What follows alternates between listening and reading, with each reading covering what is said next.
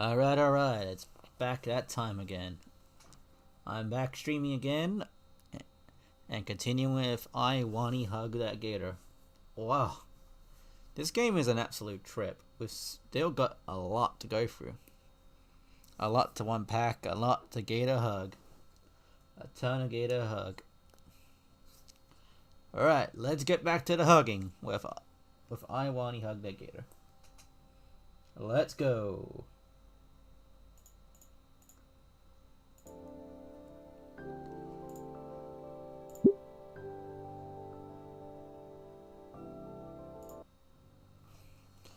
It's officially winter in Volcaldria Bluffs.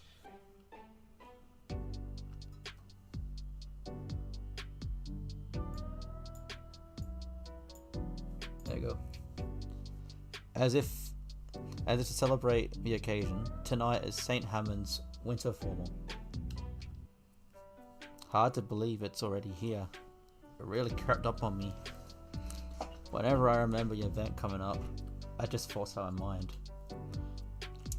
The whole thing has me pretty anxious.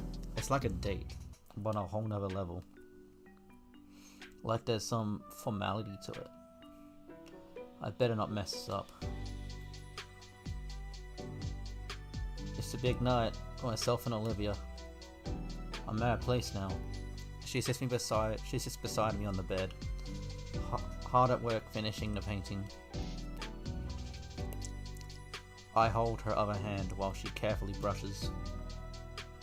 On the occasion, Olivia glances nervously at the clock.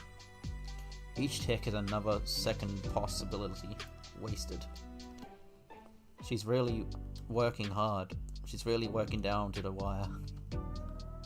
That's not to say she's let the deadline creep up on her. Of course, quite the opposite. Every day after school, until bedtime, she's been working hard at it. And now, it just needs the finishing touches. She was so anxious today, just completely beside herself.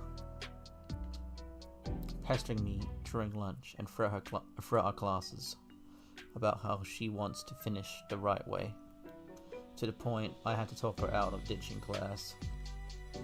She settled for dragging me back to her place the split second the class ended. Good thing I thought ahead and brought my formal clothes for the night before. Brand new mauve blazer by Jacquard Bionic. Freshly tailored slacks pressed to perfection, and polished black leather dress boots to give myself that extra height. Tiny arid flecks of paint jump off the canvas beside me. Each one gives me a mini heart attack. She told me not to, but I can probably sneak out a glance of the corner of my sunglasses. As I try to get a peek, however, a claw gently flicks my cheek, followed by a little growl. No peeking. Come on, you said you needed me here for support, and I can't even see it? No peek, just sit. Sit and watch peak fiction. She adjusts to the TV she set up to play Maniac as background noise. You think you'll finish in time? Absolutely. Careful not to wear your fingers. I can make it. I just need you here. Just being near her was enough as support. Though her tail would sliver its way to me. It, along with guts, occupied my lap, and my full support became evident as my hand ran over both scale and fur, electing cooing noises of comfort for my girlfriend and her pet. Really, I felt more like a glorified pet sitter, watching over the oddest friendship between a snake and rat. But it was a part of a process for it, so I obliged, content to wait to see Ida Khan's tribute in time. Plus, Olivia really did have good taste in shows. I'm a little disappointed I won't get to finish this one tonight. At last, we have more important matters. Okay, I think it's ready. She holds up a finger to my lips, appraising her work, scanning for any minute flaw. Yes, this is it. Ooh, can I see? Not yet, it needs to dry. But I need to wash up for my big date. She holds out her arms, absolutely splattered with blues and purples, and get changed. So, out. Wow, I'm being kicked out. I'm being kicked to the street. No longer useful. Dang right, don't mingle with the plebeians for a while. I squeeze her hand and get up from the bed. Come on, I want to show you my dress. Alright. 'Tis a season to be jolly, and the Payne's place lives up to the saying. From roof to floor, the house is decked out for the holidays, completely changing its atmosphere. Warm, nostalgic, inviting, comforting. Even outside, the house is adorned with an array of colourful Christmas lights. Whoa, it's a nice dress. The rest of Paynes and Liz are lounging in the living room. Hey everyone. Inko, is it true you ordered a... Shh. I'm sure it's supposed to be a surprise for her, hun. Oh, my bad. Thanks again for covering most of it, Inko. It's pretty exciting to get one of those. Yeah, Olivia's gonna love it. Though I can't help but feel we should have pitched in more. Don't worry about it. It was my idea after all. Nice jacket, by the way. Why, thank you. Just then, Damien takes a seat right next to Liz, casually slinging an arm around her. Yipe! Damien looks my way with flickered eyebrows and a smug, toothy grin. He knows he's won. With suave moves like that, I should keep him in mind to use on Olivia. Sophia looks like she's about ready to burst with excitement and can't hold it in any longer. Oh, my little boy's all grown up to be a man. Mom. Now, son, it's every parent's God-given right to tease their kids. One day you'll be doing the same thing of yours. Yippee. You guys are gonna be... Yippee. You guys gonna be like this all night? Where's Vinny when you need him? I wouldn't want your little brother being left out on having some fun tonight. I didn't want your little brother being left out on having some fun tonight. So he's having a big sleepover with his karate team.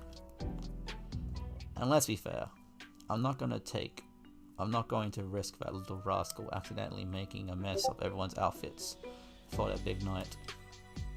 As much as I love the little guy, the last thing I want is acid damaging my evening gown. As much as I love the little guy, the last thing I'd want is acid damaging my evening gown. You know, I think I'm coming down with something. Oh, stop it, you. For a couple minutes, we simply relax and wait for Olivia. Well, Damien and I relax. With the way he has his arm around Liz's waist, a blush begins to steadily grow from her cheeks and down her neck. Kinda reminds me of an upside down thermometer. Damien scooches her closer to him and uses his other hand to guide her flustered face towards his. He leans in and surprised and seemingly whispers something in her ear. And whatever it is that he said makes the Lizzo meter hit 1,000 degrees with an alerted yelp. His parents are grinning from ear to ear as she squirms at their gaze. Despite the embarrassment radiating off her like a fireblaze, I don't feel too bad for her. Her pretty sure this is what she wanted. Though, what the heck did Damien say to her? Also, is he doing this on purpose? Why are y'all looking at the giant licorice wrap? A scratchy voice draws my attention, and we turn to see... Oh my goodness. I'm generally floored. The dress, the accessories, the makeup. Elegance springs to mind. Regal too. What escapes my lips is beautiful. The others are also complimenting her, but she pays them no mind.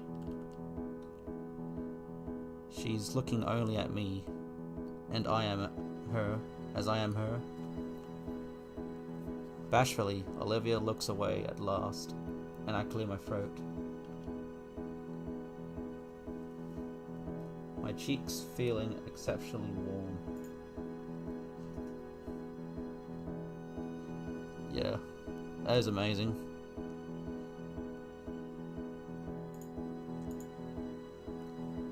You look beautiful, Olivia. Thanks, Inko. Auntie Sophia held to the dress. She twirls her chair about, allowing me to take her in from all angles. Oh please, Olivia. You worked on that dress too. Only of the fitting, Auntie. Her twirling finally stops, so that she can bring her chair closer to me. I find myself on one knee, hands and arms helping to ease her from her wheelchair and onto the couch. It's been second nature for a while. With Olivia settled nicely there, I retake my spot just beside her. A satin-gloved hand finds its place on my palm, and Olivia's head leans lightly against my shoulder. I feel as though my face is a flame of heat. Yeah, I don't mind it as the girl beside me presses closer. Now, don't get cozy, you two. Your ride to the formal should be getting here any minute. Olivia's head leaves my shoulder, so she can take a look at Sophia. Aren't we taking Liz's car? I wouldn't mind, but with these clothes, nuh-uh. Inko thought of a better idea. We all pitched in though.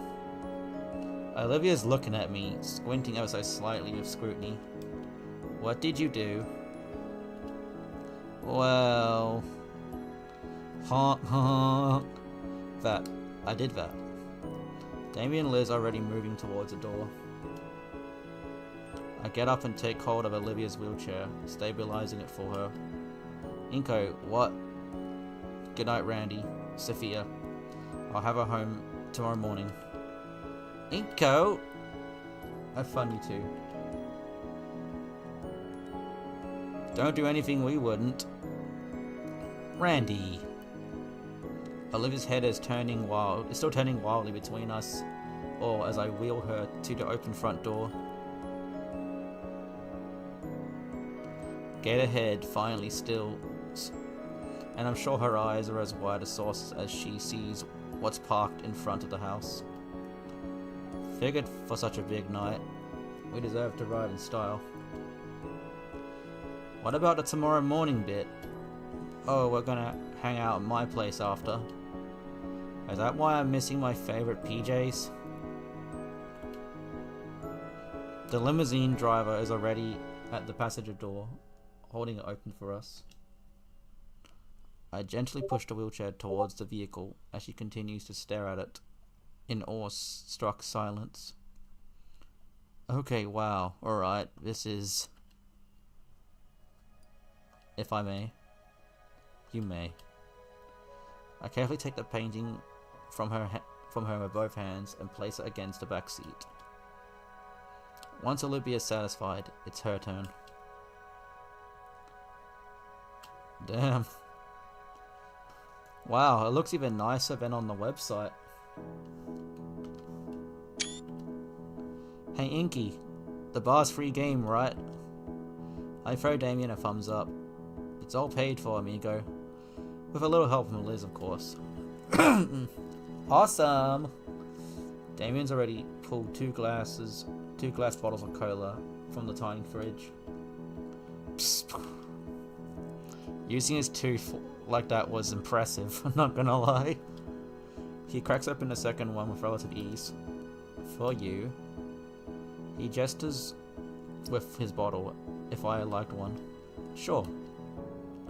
Carefully you don't spill on the painting. Even a drop lands on it. Even a drop lands on it and I'll murder roll you. Yeah, of course. Can I see it? No. No one lays eyes on it until we set it up in a memorial room. I promised myself that.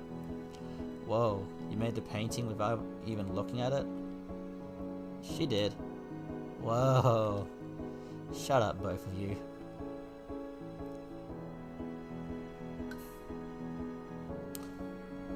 I lean back into this plush seating, letting my arm rest gently over Olivia's shoulders. She leans her head into my shoulder in response, a low coo escaping from her mouth. The skyline of Volcalderia is painted. The skyline of Volcalderia is painted with an evening glow as we relax to the low rumbling of asphalt on rubber. Christmas lights dance and flicker across the face of buildings, turning what would normally be a bland color palette into something much more vibrant. The whole ride there, we shared drinks and stories of the past semester. It's like the party's already started. I've heard they got a big name disc jockey this year. I can't wait to dance. I'm dying to check out the buffet they've been posting about on the school site. I didn't know you checked that. Special occasion. They got everything tonight, man. You name it. Burgers, pasta, steak, tacos, cakes, even some of those yummy leaves for Liz. I'm glad you thought of me. I've been gunning for the buffet room first thing. You guys will be joining us for dinner, right? Maybe, but first, I want to get this painting on display as soon as possible. Thanks for helping me do this, Inko. I smile and squeeze Olivia's hand. She squeezes back.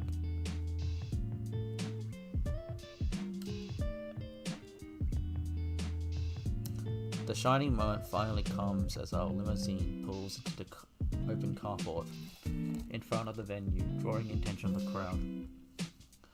We wait for another minute or so in anticipation before the passenger door opens wide.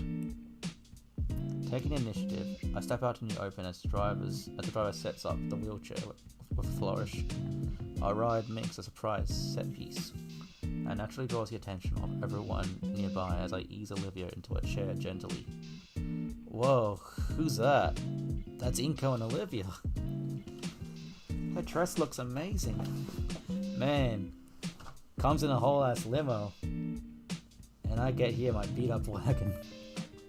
Olivia's smiling nervously while she carefully removes the painting from the backseat. I forget sometimes not everyone is so acclimated to this sort of attention. Have a good evening, sirs and madams. I thank the driver before we make our way to the entrance. Our decorative red carpet stretches from the driveway and right into the venue, giving our walk inside a sense of glamour.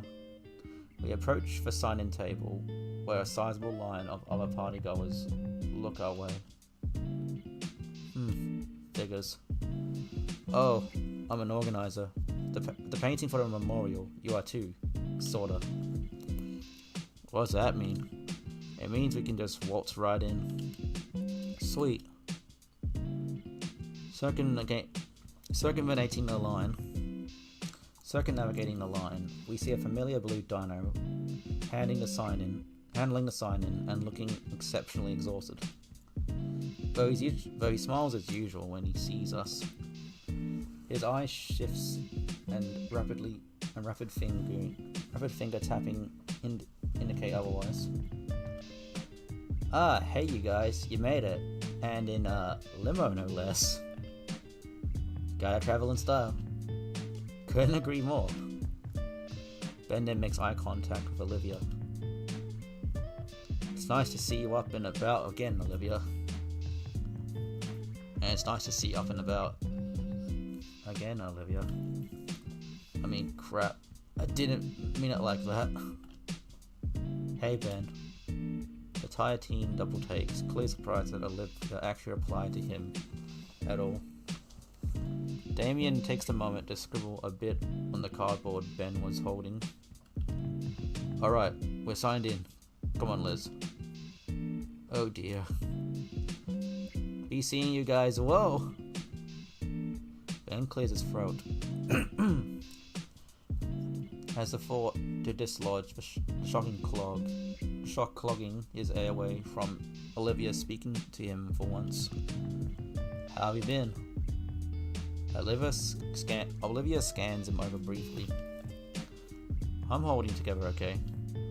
I feel like I can make this really helped.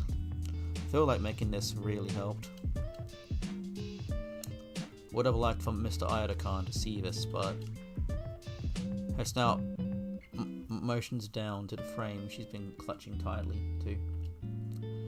A heavy breath escapes Ben as his shoulders sag. Yeah, He sucks back in that breath, squaring his shoulders. I'm sure she's happy with it. I'm sure he's happy with it already, Olivia. My date looks down to her lap, eyes shut tight, but just a soft smile and nods. Well, gotta keep the line moving.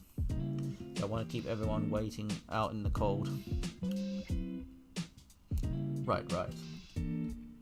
Ben hands us a clipboard along with a pen. Olivia and I sign in and hold it back to Ben. Great. You're all set. Thanks, Ben. Of course, enjoy the night. I offer Ben a slight wave as Olivia and I continue forward. The memorial room is probably in one of those side halls.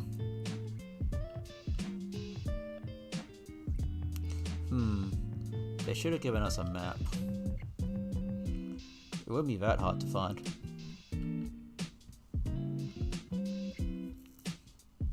I suppose Olivia smirks as I take the head, letting her hold the covered art piece closely.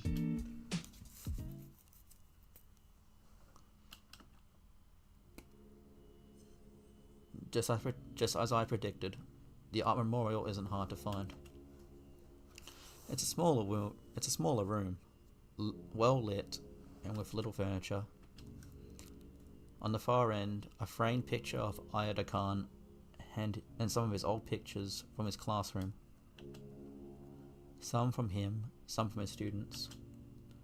There's a few other students here, paying their respects.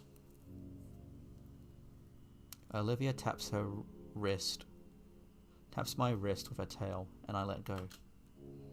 I walk alongside her as we approach the portrait. I wonder when this was taken. It can't have been that long ago.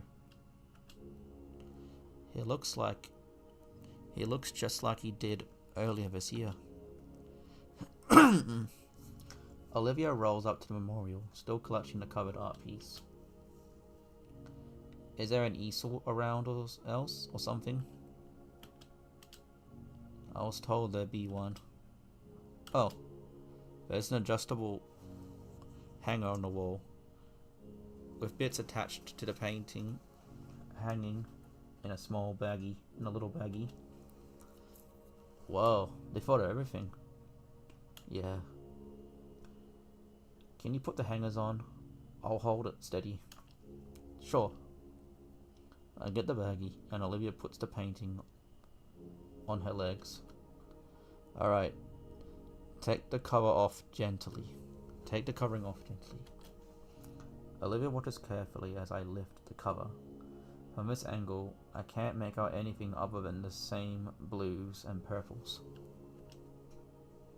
She breathes a sigh of relief when she sees nothing got damaged on the trip over. Okay, I fastened the hangers to the back of the wooden structure. I hope it's good enough. It will be. Done. Whoa. That's a painting. It's the fountain. Olivia gently raises the painting, carefully hanging up on the wall like it could come off at any second. Finally, we both back away and the finished painting is revealed to me. My hand clasps Olivia's shoulder in support. Olivia's head turns down towards the floor for a few moments before a smile curls on her face. Finally, I can appraise the painting fully. It's definitely the fountain. As well as the park we found it at. But its colors are brilliant. Excluding a heat to it with warmer colors than Olivia's used in the past. Where her previous works always had a dreamlike quality to them, this one brings the warmth of the sun to mind. As if you were basking under the sun's light during the summer. Well, do you like it? Do you? I do. I'm proud of it. I was gonna say something about how my opinion wouldn't matter if you did, but that's a better answer. I'm also proud of it. It's beautiful. You knocked it completely out of the park. I think we did. We? Yeah, without you, I really don't know if I could have finished it.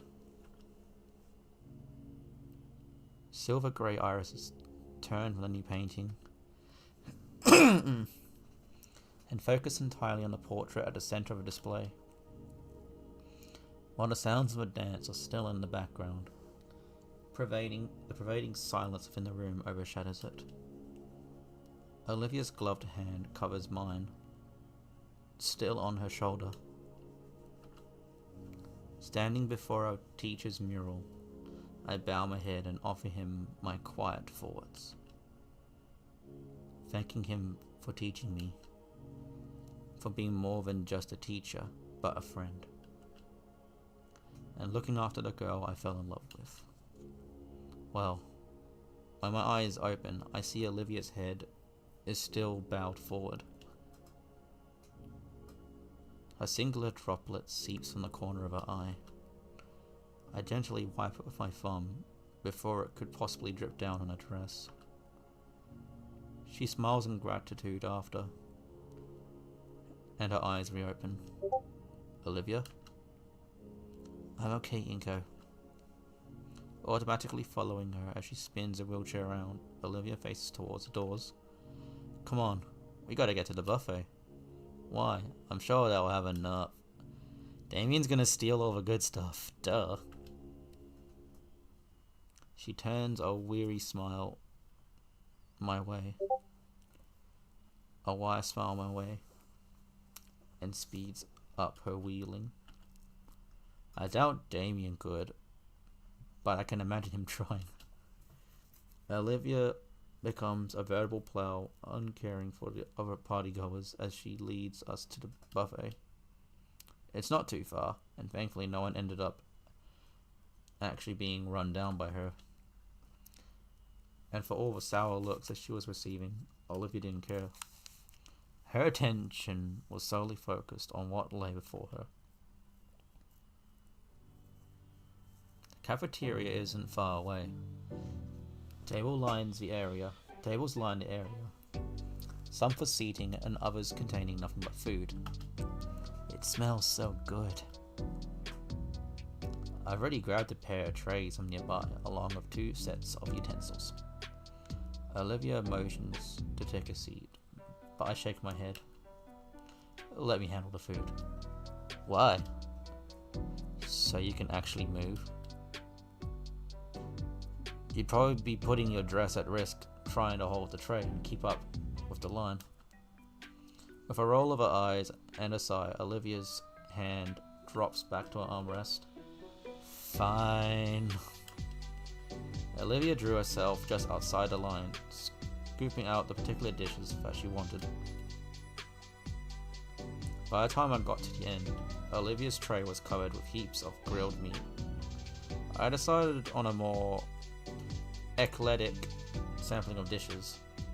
I wanted to save my meal, as opposed to Olivia's plan to devour hers. She holds her meals while I push her ahead to hunt down a table. Thankfully the search is short, as a particularly red hand waves for us in the near distance.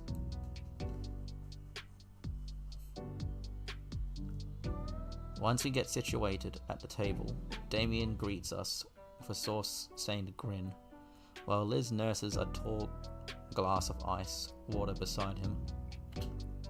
We two looked happy yet exhausted. Having fun? You know it. It just stopped by for seconds. Busting a move ain't easy. Seconds? Already? I told you if we got here any later, the cafeteria would be closed. I'm not even gonna question how you eat so much and still move around the way you do on a dance floor. It's all in the method. Oh please. You two plan on hitting the floor? Absolutely. I'm getting a dance tonight out of this guy.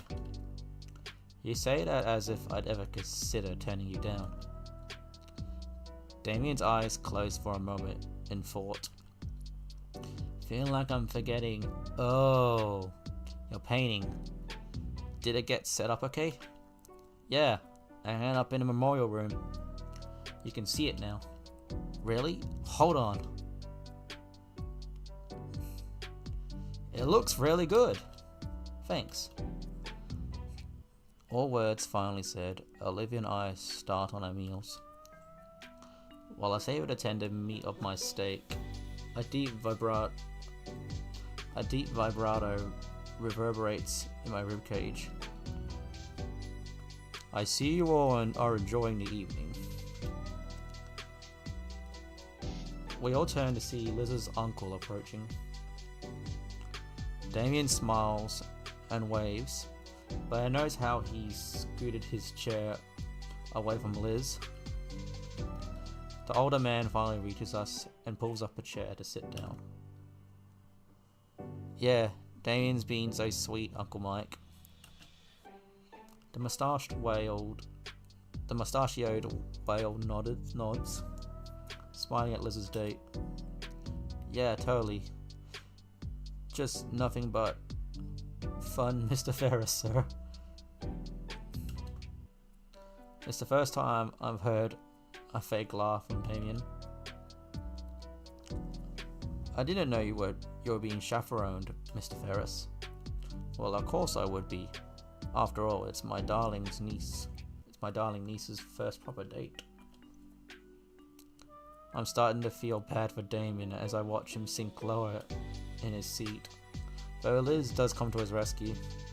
Uncle Mike! The older man laughs as he fends off his niece's attempt to headbutt him with his massive hands. I'm not being serious, Lisbeth. Mind your head. Liz relents, scooting herself right next to her date and wrapping him in a hug. Damien splutters and looks between the two family members. Ah, by the way, Olivia, I just visited the memorial with Miss Scaler, and we saw your latest piece. Olivia pauses on her last bite of mallet. It's quite a work, Miss Halford. Olivia's tail reaches up and giddily shakes my hand around. Thank you, Mr. Ferris. In fact, when your principal saw it, she immediately wanted to showcase it in the St. Hammond's Gala, specifically where Dreamscape once was. Oh, it's your painting, so it's up to you. I figured I'd come by and let you know before you try to take it down later tonight. Olivia ponders while she forks at her particularly slippery piece of greasy bird. I don't mind, but I'd like to take it with me when I graduate. Mr. Ferris nods, taking a small notebook from his pocket and writing some notes into it. Of course, Olivia. How's the brisket? I may spring for some while I get around to dinner.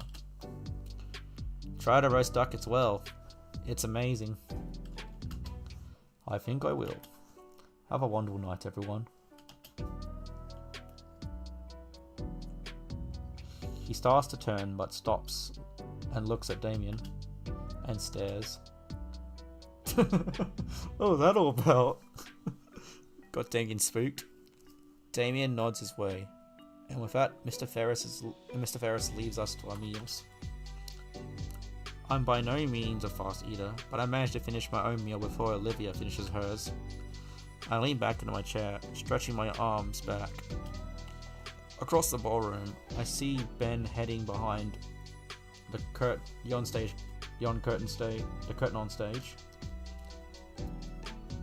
Across the ballroom, I see Ben heading behind the curtain on stage. Say, that reminds me. Hey, Olivia. Finish what's in your mouth. What? Has Ben talked to you recently? No, when we saw him earlier. That was the first time I talked to him in years. Weird. What's so weird about it? You told me weeks ago you wanted to apologize to you for everything, and I said he should tell you himself in person. He said he would, and it hasn't happened. Maybe he forgot. He's been very busy lately. Well, we got some time, right? Why not go say hi? Olivia finishes off the last rib on her plate, gnawing at it as she calculates this decision internally. Alright, I guess. If you think it's a good idea, you guys go ahead. I'm about ready to get back to breaking it down. How about you, Liz? Don't want to tire you out. Oh, I can go for a bit longer, yeah. I'm here to party the night away. I collected the plates and quickly walked them to the collection spot for them. Olivia's moved to the side, freeing the table for another group to take it. Taking a chair's handlebars, I take us around the dance floor. We can clearly see Liz as we pass it, though Damien is hidden by the press of bodies. Her face and neck are once again scarlet. Geez, wonder what Damien is doing to elect that kind of look from her. Once we pass the crowded area of the rooms, I see a solitary set of double doors on the stage's side. That must lead to the backstage area, then. He should be back there. Only one way to find out, though. Olivia's hand grasps the door handle, and I draw her chair back to open it. Reaching over her, I keep the door open so she can wheel herself in, following right after her. Inside the backstage area, it's a lot quieter, despite the DJ blasting music just a few yards away. These curtains must be thick.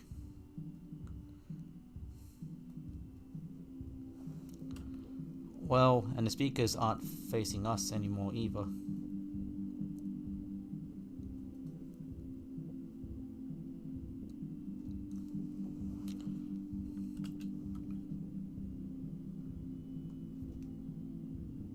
A A few lights are on so the staff can see, although barely anyone's around at the moment.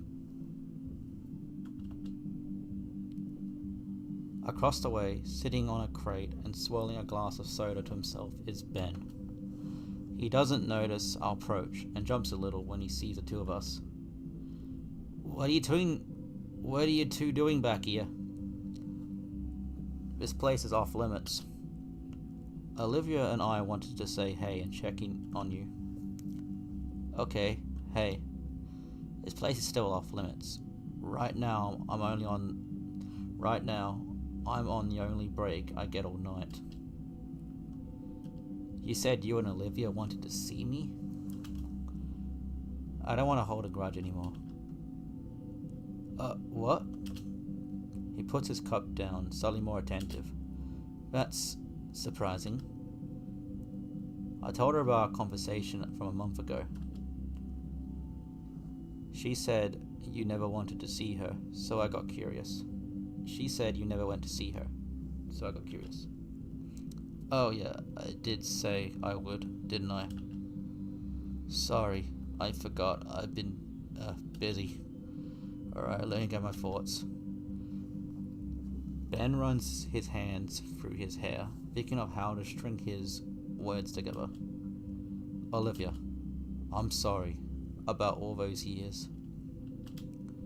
I thought I was doing something to help you out. Instead, it pushed us apart and hurt you. I made you doubt yourself, made you feel cornered, so you felt you had no choice but to shut everyone else out. I didn't know it would affect you that much. And I've been regretting it for years. I'm sorry. Beyond the muffled beats of music playing just beyond the curtain, a silence hangs in the air. Thanks, Ben. It means a lot to hear that from you. I still want to ask, why? Why? Why did you do that to begin with?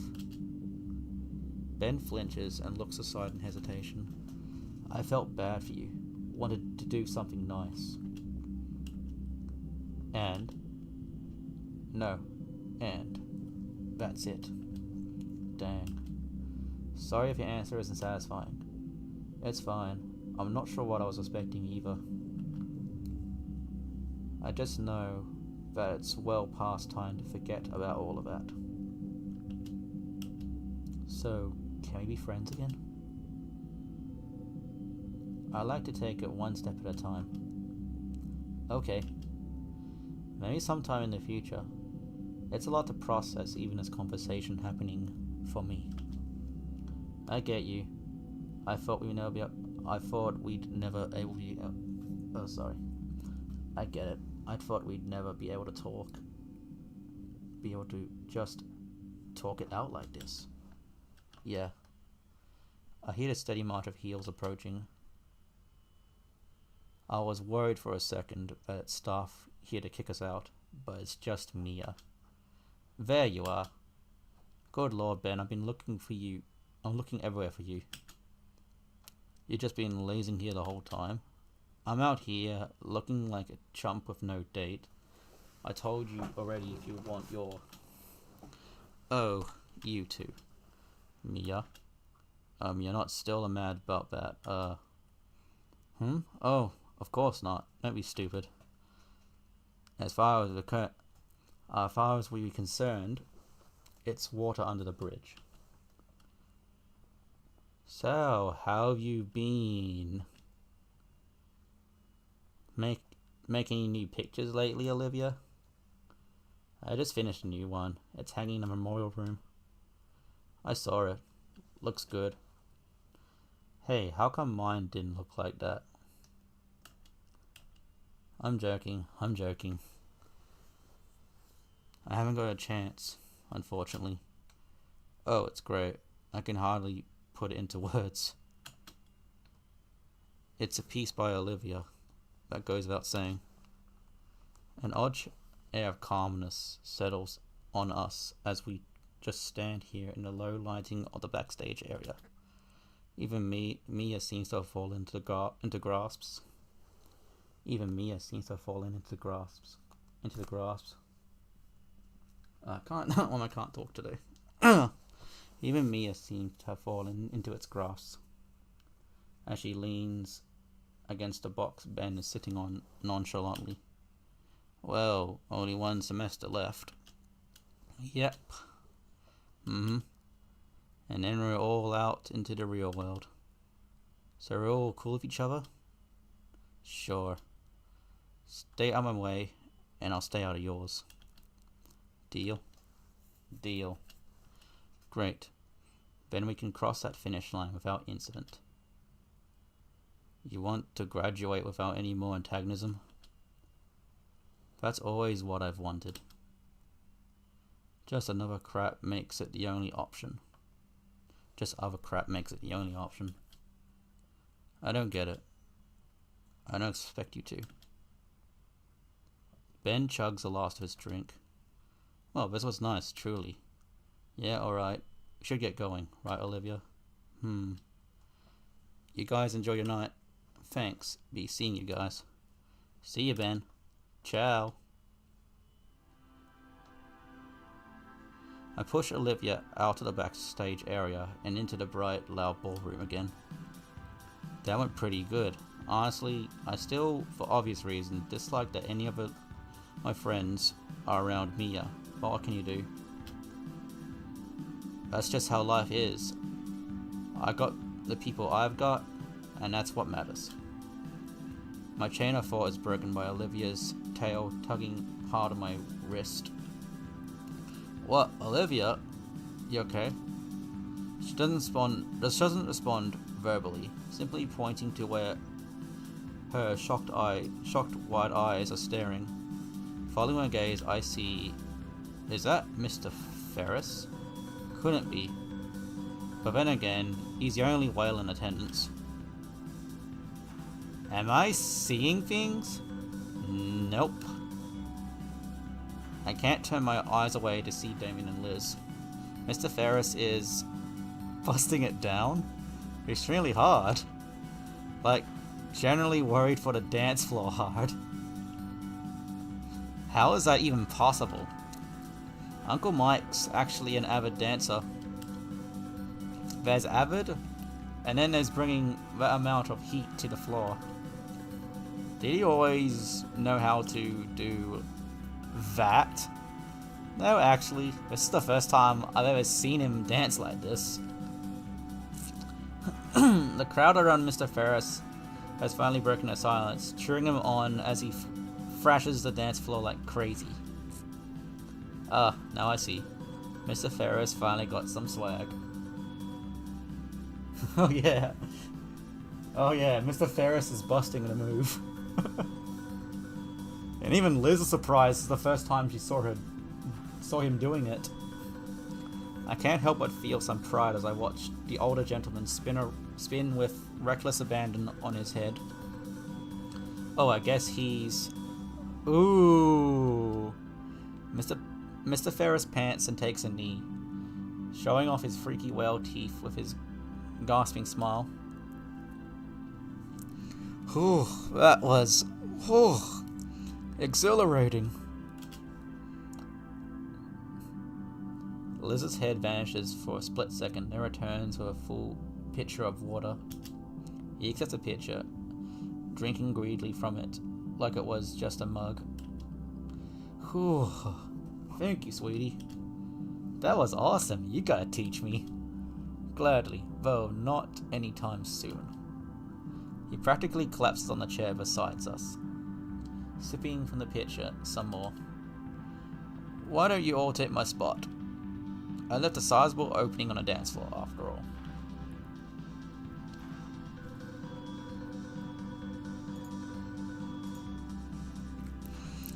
So did he. Our peers are still in the middle of uploading their phone recordings of Mr. Ferris, and the music is still pumping. Once I started wheeling Olivia to the floor, her shock vanishes completely and switches to excitement. Liz Damien and Liz aren't too far behind, and soon enough, we're among the throng of seniors dancing to the fast pulse of the music. I feel myself completely captured by it, most of my limbs flowing with the rhythm. Though I keep one arm on Olivia's chair, causing her to also fall to my rhythm. We dance together like that, Olivia's arms and tail moving together with the sway of a wheelchair while I dance alongside her. Song after song. That's the only measure of time I have left, as all I care to do is move beside Olivia, sharing her overwhelming cheer as she moves beside me.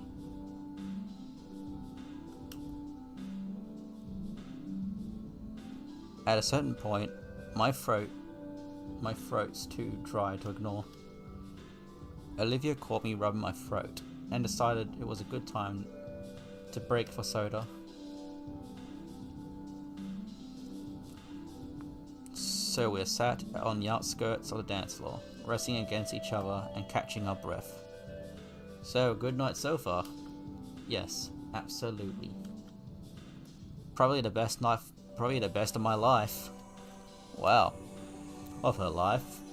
My thoughts go back to the parties I had gone to. There'd be dancing and talking and lots of people, but when I compare tonight to all of those small house parties, too much? No. Actually, I think you're right. I think you are right. This has been one of the best nights of my life too. I've gotten to do just about everything I was hoping. Everything? My chin rests atop her hair, the sweet scent of a shampoo concentrated in her tiny hair bun further relaxing me.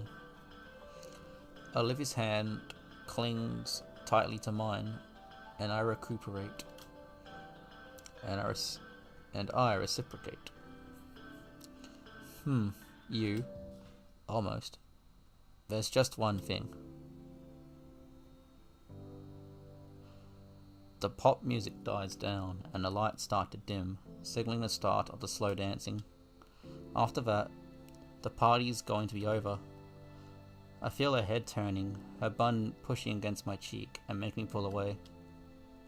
Olivia looks wistfully towards the dance floor, where the crowd is diminished to only the couple swaying gently to and fro.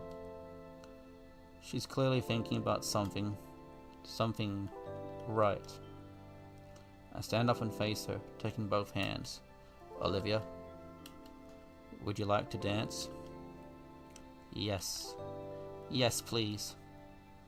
That would be perfect. Olivia practically jumps back into the wheelchair from the seat. Come on, come on. They're only playing a few of these sappy tracks. Her tail drags me by the arm to an open spot on the floor. Alright, how are we gonna do this? Aww. A hum of mirth slips through Olivia's smile as she takes my hands in her own and takes the lead of our dance. My date sways side to side within her chair, slowly falling into the gentle rhythm of the romantic music. Her grin grows wider as I match her pace, stepping left and right in tandem with Olivia. Her beautiful silver eyes are almost hypnotic as I find myself lost in them. I feel as though I could linger in this moment for the rest of my life. It's Olivia's voice that dispels the trance she had over me. So, for the briefest moment, I hear the worry in her tone. Is this good, right? I present her with my most reassuring look. Absolutely, Olivia. Olivia's eyes turn downward. Yeah, but there's still hesitance in her voice. My fingers squeeze lightly to draw her eyes back to me. Olivia, what's wrong? I've been practicing just for this. Yeah, because I've been thinking about it a whole lot too. It's been bothering me that we can't really dance, you know. This is perfectly fine, Olivia. I mean, I want this to be the best it can be, without letting any dumb condition get in the way. And you do too, right? Except I don't mind one bit. We can't dance like everyone else. So what? We're still dancing. Olivia smiles, though it carries a hint of mischief. Trust me, alright? I want to show you something. She breaks away from my embrace. Huh? What? Just keep your eyes on me, Inko. Oh, she's gonna do it.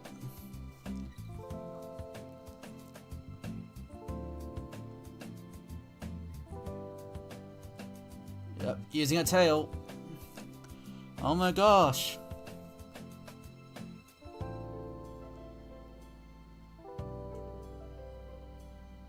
Oh.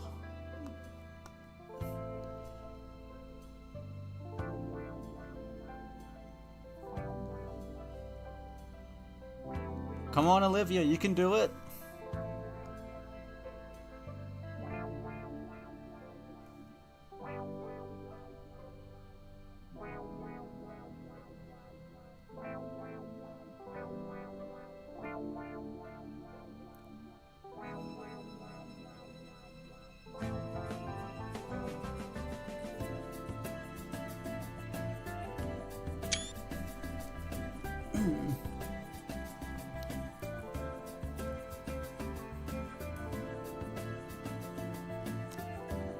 Oh.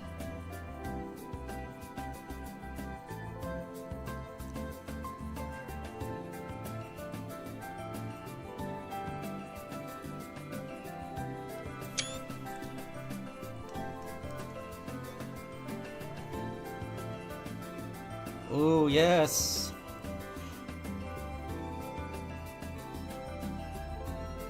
You did your best, Olivia. You really rocked it. You really rocked the floor.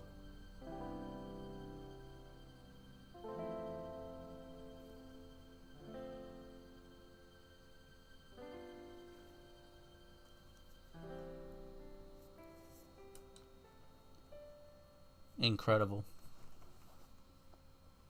I got the best ending. Yes. I'm exhausted. I'm thrilled.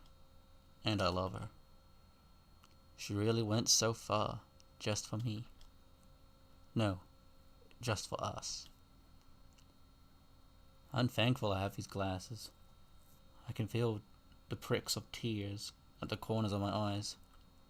The final song ends, and the lights brighten once more. The crowd around us shifts. Some people are leaving, probably to go home now, but others take their place, looking towards the stage for whatever ending ceremony there might be. Ben approaches the mic stand on stage, leaning into the microphone after making sure it's turned on. Good evening, everyone. Thank you all for coming tonight to the annual St. Heaven's Winter Formal. And a huge thanks to our students, Council's team, for putting this whole thing together. I hope everyone here made some memories they'll treasure forever. With that, our last dance, our time here is up, and you're all free to go. Good night, stay safe, and enjoy your winter break. We'll be seeing you all next year. He waves once more and returns backstage. Some students start milling out towards the doors to their cars. Damien and Liz finds us through the crowd. Hey, that was amazing out there. Thanks. You guys ready to bail? Yeah, the limo's still out front. We got him until midnight. Heck, we can stop somewhere too if we wanted to. Oh snap, like ice cream? In this weather? In any weather. Oh, Damien. Olivia? It's steaming hot. I actually would like a root beer float. Sounds like a plan. Olivia's tail trembles with overexertion, but it still snakes around my wrist as always. She huddles to herself as we leave behind the grand con center and out into the freezing air of the city. True to my word, the limo awaits just outside the walkway. The driver gets out on seeing us and goes to open the door for us. Damien and Liz hop in, sighing in relief at the heated seating. I start helping Olivia in. Just like a tail, her legs are quaking from exhaustion as I help her to make the jump from the chair to the seat. We're all collapsed on the cozy seats. The euphoria from the dance is finally wearing off and leaving us with just the exertions of them. It's a pleasant soreness, though, as Olivia rests against me with a yawn and tired smile. Damien hands out the last bottles of blissfully cold soda, which we nurse slowly. And now, all that awaits is the calm evening with my friends. Once more, my head lays atop Olivia's, feeling her soft hair tickling my cheek pleasantly. She nuzzles back against me, her eyes slowly closing. Tonight definitely was the best night of my life.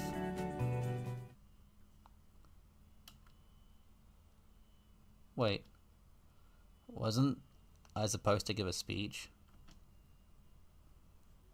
What? I swear, there was supposed to be speeches for Khan. Ben was going to do one. I had something ready. Oh yeah. Yeah, what gives? We tried to argue for extra time with the venue owners for it. They wouldn't budge, so we just had to cut the rest of the formal short. I checked my phone. 9:53. Huh? Is something up? Maybe. But we all got dismissed anyway. You guys can check it out if you want. I'll chill here. Should we? Olivia looks back to the entrance. People are still leaving, but I can still see most are still inside, probably waiting for their rides since the formal ended early. Yeah, I'm curious. Alright. Hey, don't start driving yet. Sorry, we're going to be a little while. We're going to be a little while. Forgot something. Of course. We'll be right here. Thanks. Olivia and I get her back into the chair, and I pushed her through the cold into the con center. Inside, my classmates are standing awkwardly around, calling their folks. I guess we'll have to find Ben again. Alright, backstage. Maybe. Let's check. As we pass through the crowd, the principal takes the stage. There's Scalar. The mic isn't turned on. She annoyedly gestures to have it turned on and tries again. Excuse us. We're having some technical difficulties at the moment. We should have one final event tonight. Our apologies for the confusion. Please wait while we get things organized. She's definitely annoyed at something. Something's up. When nobody's looking, we slip back it through the staff-only door. Now, where would Ben be? He's not back in the main stage area. There's a few other workers walking around, dragging the dining room chairs into neat stacks. They don't pay us any mind, however. Best not to push our luck and ask him where Ben is. Maybe he already left? Doesn't sound like him. Yeah, well... where else? There's a number of storage rooms, but no dice either. Just as we're about to give up, Olivia points out one last door in the back. It's like the memorial room, only far in the back. There's a few tables and a fridge. There's also the lounge. And it's occupied already. There he is. Thankfully we found Ben, though it seems like he's been accosted by Mia. Doesn't seem like she's noticed us as we looms over Ben. She looms over Ben. This is unbelievable. I really didn't ask much of you. Could you, at the bare minimum, not be a jumpy spaz in front of my friends? I'm sorry. You better be. Tonight was important and you nearly ruined it. Mia, I'm sorry. I've been trying my best. You know I can't help it. Listen, I've been good like you wanted. Just please, I need my... Up. Mia holds a finger to Ben's mouth. She jerks her head our way to direct a silent threat of arts at us. People are listening. What are you two retards doing? Eavesdropping like that? Crap. Hey, Mia, we've been looking for Ben. Oh my god, why? Clearly it's not a good time. In fact, you've picked a very bad one. Show's over. Scram. Go home. I was saying, Mia, please, I need... Shush. How much longer are you holding it? You promised. I said, shush, I'm serious. Holding. What are you keeping from him? Wait, I waited like you wanted. You said you would. Alright, you know what? We should talk about this on the way home. Come on now. Mia, it's over. It's been a whole month. I'm sorry I didn't listen to you. Please, I feel... Shut up already. What did you do to Ben? Nothing that concerns you, Wheelie Bin. Now come on, Ben. She huddles him by her chest and starts walking out the door. Naturally, we follow. Oh my god, I'm gonna kill both of you. I thought we agreed to stay out of each other's way. Do you want a kick to the face? You said Ben would regret not throwing Olivia and I under the bus. Fuck off. Ben, are you okay? Do we need to get security? You are not doing that if you know what's good for you. She quickens her pace, stomping across the floor while Ben is struggling to keep up. We're about halfway across the backstage. No, Olivia, no. Don't do that. I just need something she promised. Everything is okay. Dude, you look like you're about to have a heart attack. I'm fine, I just need the... Ben, you shouldn't be talking now. We're going home, and we can talk about it then. Ben can't keep on Mia and trips. Fucking idiot. Get up. Yeah, we should get security. Like hell you are. Fuck, I'm surrounded by idiots. Mia, I can't wait any longer. Please. Just please, I need to be normal. Shut up, you fucking idiot. What? Oh shit.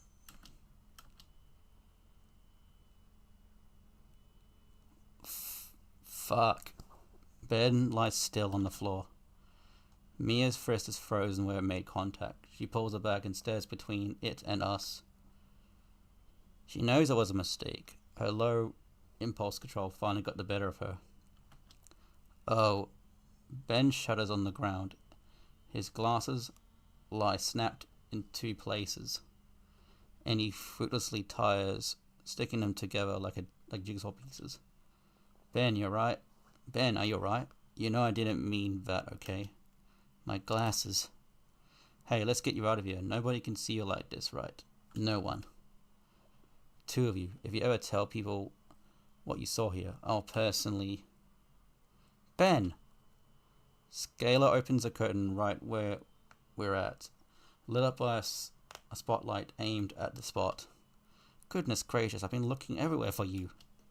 Where have you been? Did you forget about the memorial? Miss Scalar, No excuses. Get out of here. Get out here.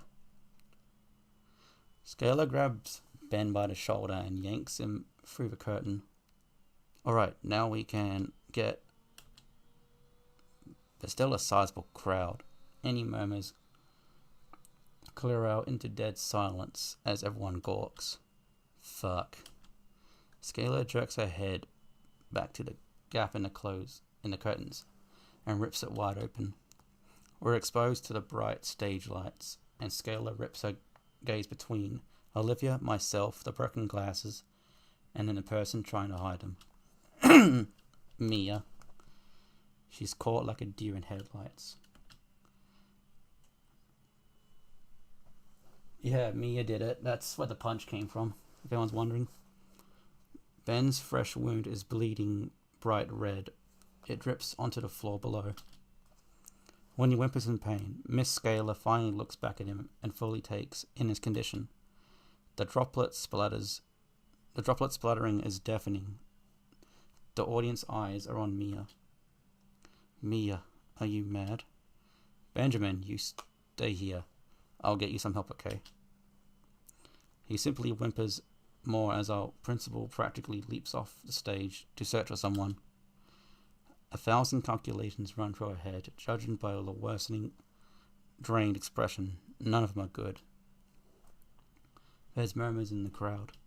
Our peers talking amongst one another, pointing and questioning. Slowly the low din of words grow louder, voices raise as though words are turned towards the stage. He okay? There's blood. What did she... Of course she did that. It's a problem. The questions turn to accusations, all directed at the red dino girl. So cruel. Uncalled for. A total bitch. Fucking abusive. That word clicks with her, and she starts to move. Ben, I can't do this anymore. She starts yelling. Loud enough it carries to the other end of the room. What? I can't take this abuse anymore. Just look at me. You made me like this. All those years. Made me put up this act, doing your dirty work, harassing all the students you don't want to deal with. Do you think I want to hurt people? I thought you loved me. I don't want to do your dirty work. I can't do it. All of this because you can't have people knowing about your condition. Mia, no, please. Mia yanks out an orange bottle from her purse. The rest of the color drains from Ben's face. He falls to his knees. Mia, please. You're a fucking psycho. I don't want these anymore. You're a liar, and you've ruined my life enough. She throws the bottle at the floor. The contents within scatter 1,000 directions across the floor. Ben doubles over, covering his mouth. Now everyone else knows. Mia then has tears streaming down her face. She starts towards the exit. Ben's on antipsychotics? No way, it's a bunch of bull. Then what are the pills? The bottle rolls over to me. I don't know why, but I pick it up. I can't pronounce what's supposed to be inside, but I can read Ben's name clearly printed on the label. They are antipsychotics. So that's it. That's horrible. Ben had betrayed her when he didn't do her bidding. She had to tighten his leash by keeping it from him, reminding who's in charge, and keep him from making the same mistake again. Mia, I love you. Don't go. Get away from me, you freak. I'll do anything. He reaches out for her. Mia! Mia ignores him. The floor vibrates from the unmistakable sound of Ferris lumbering over. In spite of his size, the massive older man cuts Mia off. Fuck. I believe we need to have a talk, Miss Moretti. He reaches out to take her by the shoulder, but she ducks low, his grasp barely grazing her as she bolts past him and shoulders the backstage door open. Just like that, she's gone. Scalar returns to the stage with a first aid box in hand. She retakes the mic, her troubled words tumbling freely. I'm terribly sorry about all of that. We had planned some eulogies in honor of Mr. Ayatacom, but Scalar's pretty deflated after all the commotion. And Ben. Where is Ben? Olivia tugs at my arm. She points to the side where Ben is sulking off into the hallway. Holford? Looks like you're the only one left. Would you like to say a thing or two? It's fine if you don't. Olivia looks to me. Her eyes are filled with determination, sending me a silent signal. Of course, Miss Scalar. I'll speak on behalf of Ben too. Olivia looks pointedly at me, waving me off to go after Ben. Nodding, I take the medic box from our principal and follow after our injured friend before you two can escape from view. Hello everyone, I'm going to say a few things about our old art teacher, Mr. Ayatacom. Walking after him, Olivia's words fill the now quiet hall. Mr. Ayatacom was more than an excellent instructor. I always saw him like a father figure of sorts, wanting to do right by me, and by the rest of his students. I recall all the time I spent with him, teaching me everything he knew, doing his best to guide me, not only as an artist, but as a person too. I had gotten so caught up in my own worries that I couldn't see all the wonderful things around me, stuck within the stupid walls I had erected, made from pity and self-loathing. And he had been the one to help me break free from those walls. He helped me to become a better person, because he believed in me just like he believed in all his students. Mr. Ayatacom believed in the best of his people. In the best of people. And I finally realized what Mr. Ayatacom's life work was. Not any painting, photo, or sculpture. It was us, his students, helping us to become better people. Mr. Ayatacom, I thank you. You are a wonderful teacher. Ben sits on the ground in front of the memorial. He's not crying, but he's unresponsive. He's in shock. I guess I would be too. This has to be his worst case scenario. Hey. I set the first aid kit on the floor by him and sit as well. It goes unopened. Ben just stares up at the painting on the wall. This is hers. Yeah. It's good. Oh, hang on. I fish out the bottle from my pocket. The few remaining pills clattered in it as I pass it over. He takes it and stares at the contents just before downing the last dose. So, I'm not going to talk about this, Inko. Alright. With respect to Ben's wishes, I stay silent, with Mr. Ayatacom smiles down at us from his picture. She's been able to do something like this. Meanwhile, I'm just running around making things worse for myself. I look to the ignored first aid kit. He follows my glance and grimaces. Does it hurt? It feels better than what's inside. I'm probably only talking now because of the adrenaline. I don't feel like crying anymore. I just feel empty, or like throwing up. Now everyone knows. I tried, all the social classes, all the times I've forced myself to be a social person. I have noticed how well you get along with everyone. I did everything right, and now it's all for nothing. I don't think they'll care. Will they? Tell me, do you see me the same way after hearing the word psycho? Neither does anyone else.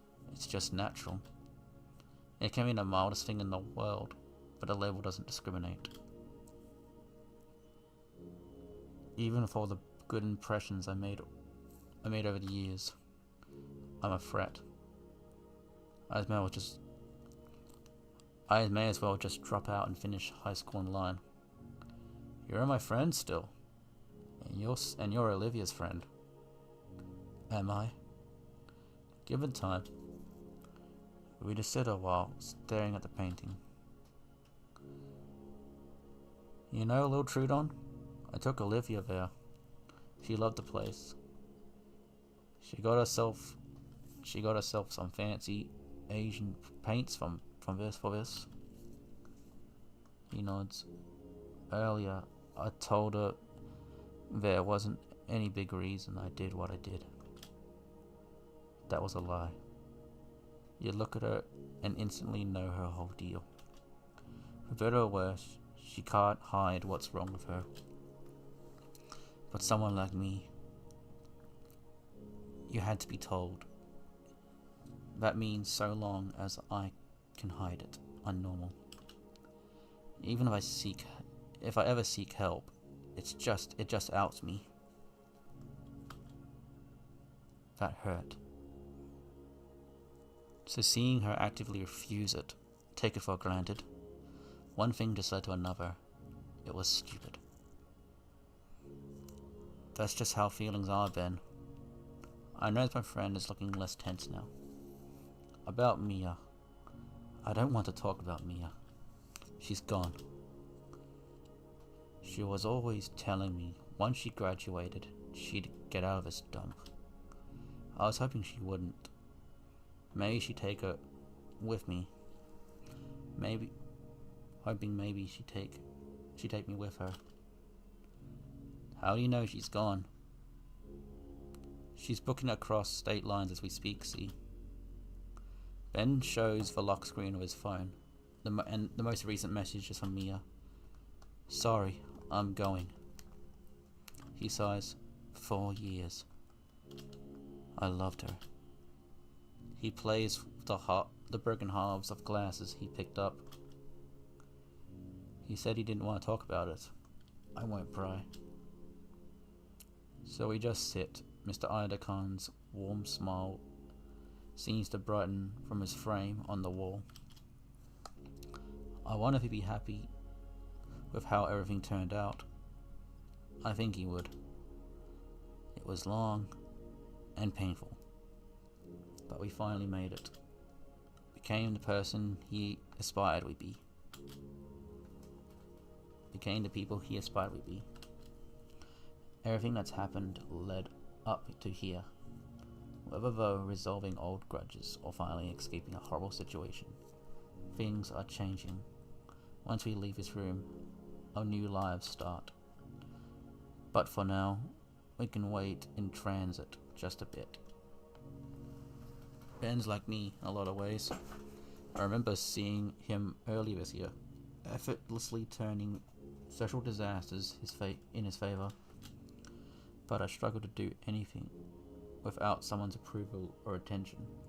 Looks like he couldn't either, and Mia used that against him. I could have ended up like that. After so long, I get the message. Yeah. Still there? Yeah. Ben notices I'm wanted. I'm not keeping you here. You can go. You gonna be alright? Well, my ride home is gone. I'll need to call my family. I meant with everything else. I don't know. Probably not. I'll probably finish processing all of this soon enough. But thanks for talking with me. There's space of us. We can take you back. I stand up slowly. When Ben does it, I hold my hand out to him. I roll my eyes and smile. Ben, I'm offering you help. He says my palm as I pull it away at a second. Ben's hands shake as he holds it up towards me. He doesn't even attempt to grab my hand, so I grab his wrist and pull. Once more, Ben is on his feet now. Thankfully, more steady when he walked here. Alright man, let's get you home. He nods and follows after me. Though just before I exit the room, I look back one last time to our teacher, Mr. Ayata Khan. Thank you for everything you've done. We exit the room and walk towards Olivia, who's waiting by the entrance of the convention center. The rest of the place is in full cleanup mode. All the lights are on and staff are lugging around all the decorations to be stored away. When we reach her, I automatically take her handlebars and push her out of the building. Her head turns to Ben, eyes inspecting him thoroughly. How you feeling, Ben? His mouth moves to speak, but stops. He shakes his head, but keeps following. So what flavor? Pardon? Flavor of ice cream. I told everyone we were going to get some on the way back. I think I'll get some sea salt caramel. Olivia sticks her tongue out in disgust. Why would you ruin ice cream like that? Hey, don't knock it till you try it. Fine, I'll try it. And then ask again. How about you, Ben? You know, sea salt caramel is great, right? We finally reached a limo and our driver moves to open the door for us. I don't know, I've never had it. I motion for Ben to get in before us.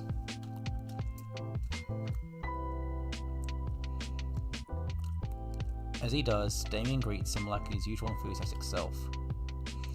Once more, I help Olivia into the limo, the driver storing her seat in trunk, and I finally lay myself on a luxurious seat. We can go right to your place to drop you off if you'd rather, Ben. He looks out of the window back at the con center. You're totally fine the role of us for the night, man. Alright, I appreciate it. Our limo slowly veers away from the convention center and starts heading back towards the city. Olivia's head leans on my shoulder. Her content bellowing reverberates through my chest all the way up until we're in the ice cream drive-thru. In the end, all the options were picked. Ben and Liz got some cones of frozen yogurt, while Damien chews an entire gallon of chocolate for himself, and Olivia got herself an all big Rubia float and sampled my cone of sea salt caramel. While she acted like the icy delight had personally assaulted her, I saw my girlfriend gaze longingly at a tub of it in the shop's standing cooler. Our night continued for a while longer. The driver was more than happy to indulge us after a generous tip at the ice cream shop. We were driven around aimlessly, enjoying our ice cream and simply talking the night away about our winter break plans. As our curfews draw near, Ben was the first to be dropped off. I said our goodbyes to him, and he smiled and waved from his porch until we could no longer see him. The walls between him and Olivia seemed to be finally calming down. I'm hopeful they'll come around to each other. Our next and final stop was my house. We're gonna make the most of tonight after all, which meant enjoying the rest of these gallons with some good shows. Giving our thanks to the driver, we entered my home and made ourselves at home. Stuffy clothes I ditched for comfortable pajamas, and we settled in my living room, with the whole floor covered by air mattress. Liz's neck takes up the entire couch, just so she can lay her chin on Damien's shoulder. They finally fallen asleep like that with the first hour of our anime marathon, leaving Olivia and I in peace to snuggle up together. Her purring bellow rattled my ribs, but in a pleasant sort of way. Kinda like a massage, which I needed based on how worn out all my muscles feel. I feel like I could just melt in her embrace right now. My eyelids grew heavy as my body felt blissfully at ease. But there was one last thing I had to do before I sleep. Hey Olivia. Her bellows subsided briefly. Yeah? I had a long fun tonight. Yeah, me too. She smiles at me. So soft and inviting. I give her smile a soft kiss. And she reciprocates with a similar kiss on my chin. And I do the same again. And she. Back and forth we went, trying to kiss a smile off each other's lips. I wore smooches that I wanted to win, though my tiredness made it difficult. By that time my eye refused to remain open. I admit my defeat gracefully. I love you, Olivia. The pairing continues, and I realize Olivia's fallen asleep. Love you too. We drew close to each other one last time, embracing sleep like we embraced one another.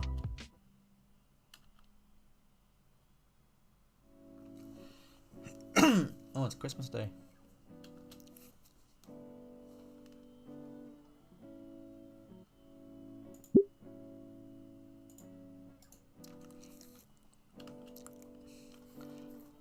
A tiny tinny holiday tune plays from a nearby radio as we work in the snow. Fresh white powdery rice crunches loudly underfoot, and our knitted mittens work to pile and compact heaps of the fresh white powder. Not only compacted but sculpted.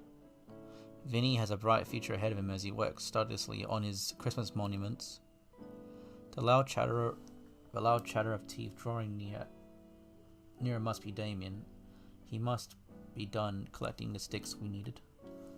Taking a step back, I look over the 5 piles of snow we've gathered from the yard. Brew, Vinny. Your arms got here. Sweet, I need some twigs so I can make our mouths just right too. The younger boy finally stands and marches through the now muddy grass of the yard. Bro, Inky, you start on the bodies. You two start on the bodies. I'll make the heads. Damien salutes at his brother's orders, and we all start on finishing Vinny's project before it gets too cold.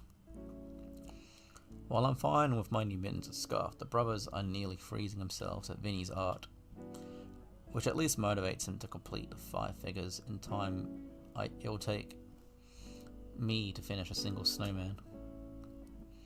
Originally, Vinny was begging me to make a snowman in his stead, but he got ahead of himself and ended up giving himself an artistic version of a whole family of snow people, moulded after the family. And I would have done it all myself, but Randy decided he had enough of all yard-related tasks being delegated to me this season. At least we have the promise of lunch. Olivia's hard at work in the kitchen. Now I made a few snowmen in my day, but never snow dinos. Tails are easy enough. What's not easy is the beaks. As powerful as Christmas magic is, it's no match for basic physics. Damien tries to make a very tall one to resemble Liz, but it ends up crumbling underneath its own weight and falls over right in his face. After so long, I actually managed to get the snoots right. It's just a matter of how you pack it together. Aww, the snow dinos. And before long, there's a nice little group of snow dinos for each of the panes. Olivia's is special.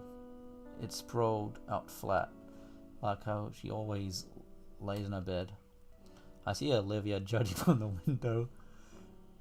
It's a playful glare that knows I'm right, but demands satisfaction for the hazing. Hold on, it's not quite finished yet.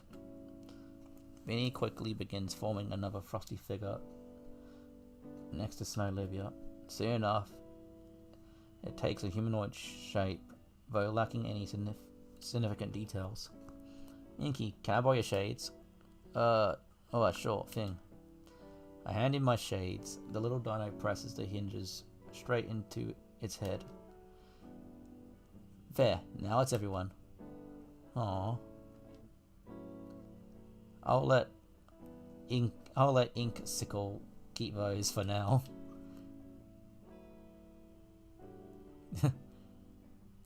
He's got a spare. He just casually slides down onto his face. I think it's about time to head back inside. I feel Damien's frills might be breaking off if we stay out here too long. If we stay out here any longer. I wave to the brothers towards the door, and they run ahead in search of warmth. For a moment, I consider adding some finer dinosaur-related detailing, but I don't want to keep Olivia waiting. Having my way inside, making sure to stamp the snow off my boots beforehand.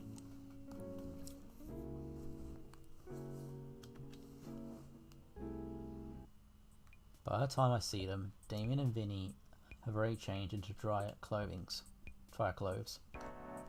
The jackets they had worn, designer made, and thoroughly insulated for the cold, hung heavily on the coat rack nearby. I knew they'd be gifts, especially for Vinny. I remind him how to clean the jackets later. The boys sit on the couch, wrapped down in blankets, and sipping hot chocolates way too quickly. Oh, it's 30 seconds. How did you get that? How did you get changed that fast? We're just trying to freeze to death as little as possible. It wasn't that bad. Said the Argatofoid. The Argatohoid? What's an Argatohoid? Sorry, I'm gonna search.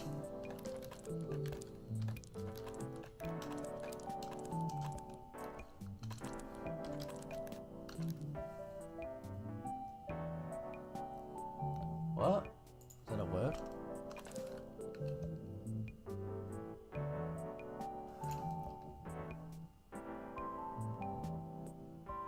Agarthoid. What? I mean, I see Snoop. Yeah. Agarthoid? Sorry, my brain's flicking off and on. Is that a word? I don't think so. Apparently, I saw Snoot Game shove up on one of the searches, so maybe it's reference to something. That's not a slur, is it? In either case, I'd rather not get the couch all wet, so I have to stand for now. At the very least, Damien gestures to the thermos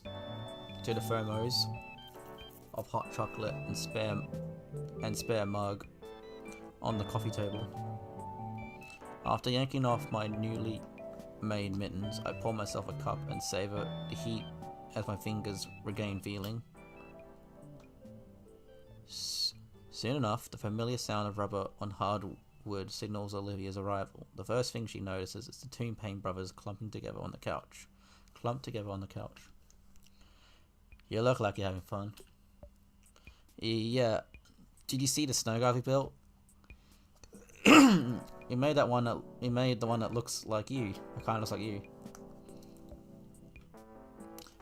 We made the one that kind of looks like you. I saw. I'm flattered. And I just finished lunch. You hungry? I could smell it ever since I entered. The smell of well-seared meat and veggies. Ever since she came over to visit that one time, I've been dying to try her cooking again. Absolutely. I think I'll stay here for now. Damien, I'm offering you food. No, sir. Not getting out of this chair. No, sir. Not getting out of his chair.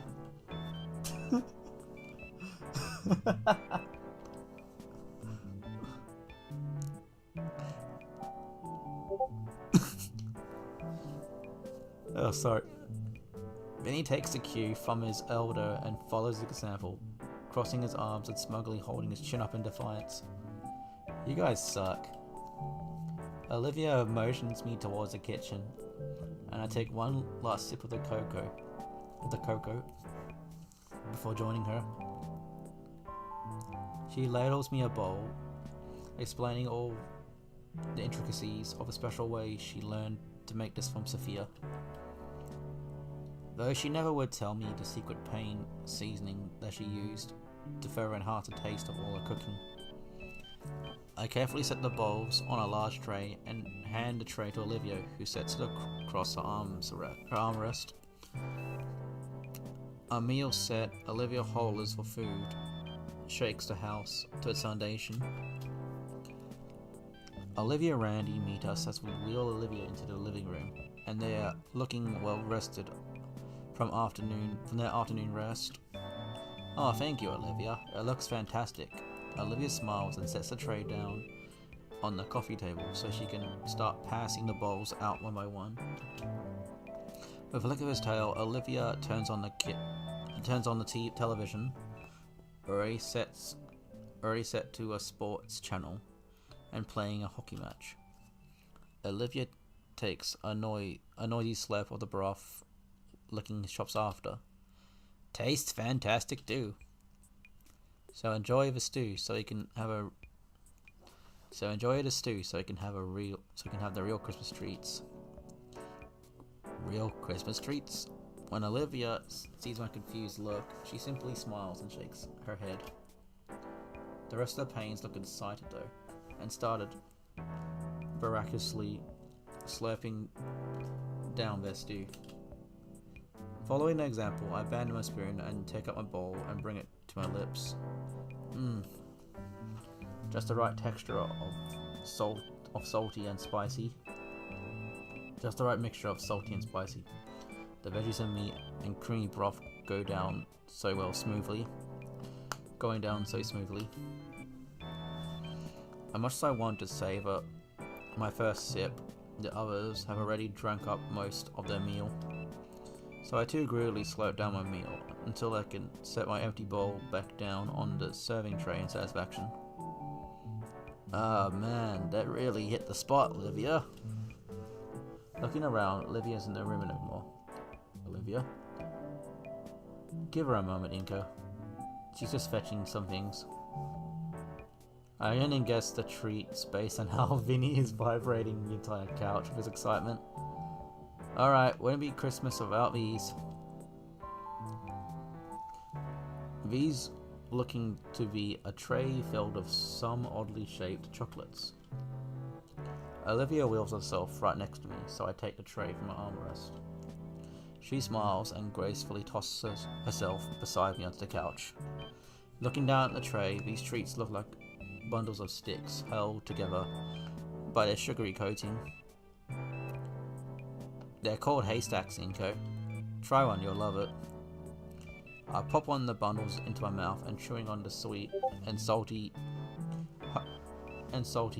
homemade candy, marshmallow, butterscotch, and chow mein noodles. I hold up to one of the uncovered sticks to inspect it.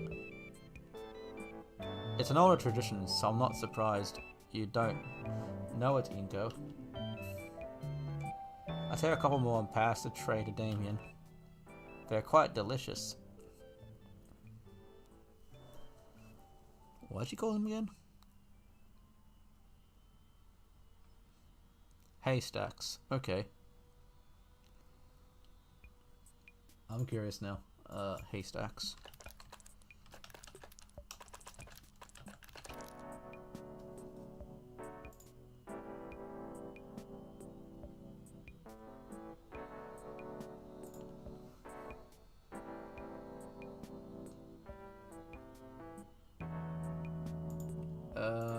The one I'm looking for is not coming up.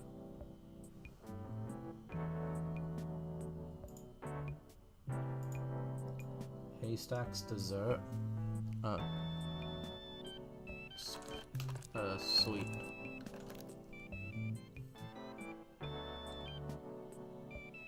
Oh, okay, so they're like... Oh, so they're literally... Oh, they're Chow Mein noodles. They literally are Chow Mein noodles. Okay, that's cool.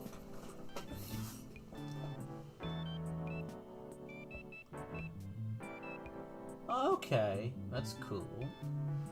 I might try to make them, just out of curiosity. Okay, that's cool. So they're literally called Haystacks Candy. Okay, it's pretty cool. Olivia plucks one of the pieces from my hand and pops into her mouth, crunching the candy to oblivion.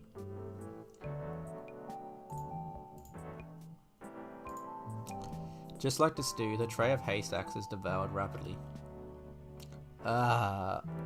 Randy sinks further into his recliner, drawing his wife onto his lap with a surprised yell from her.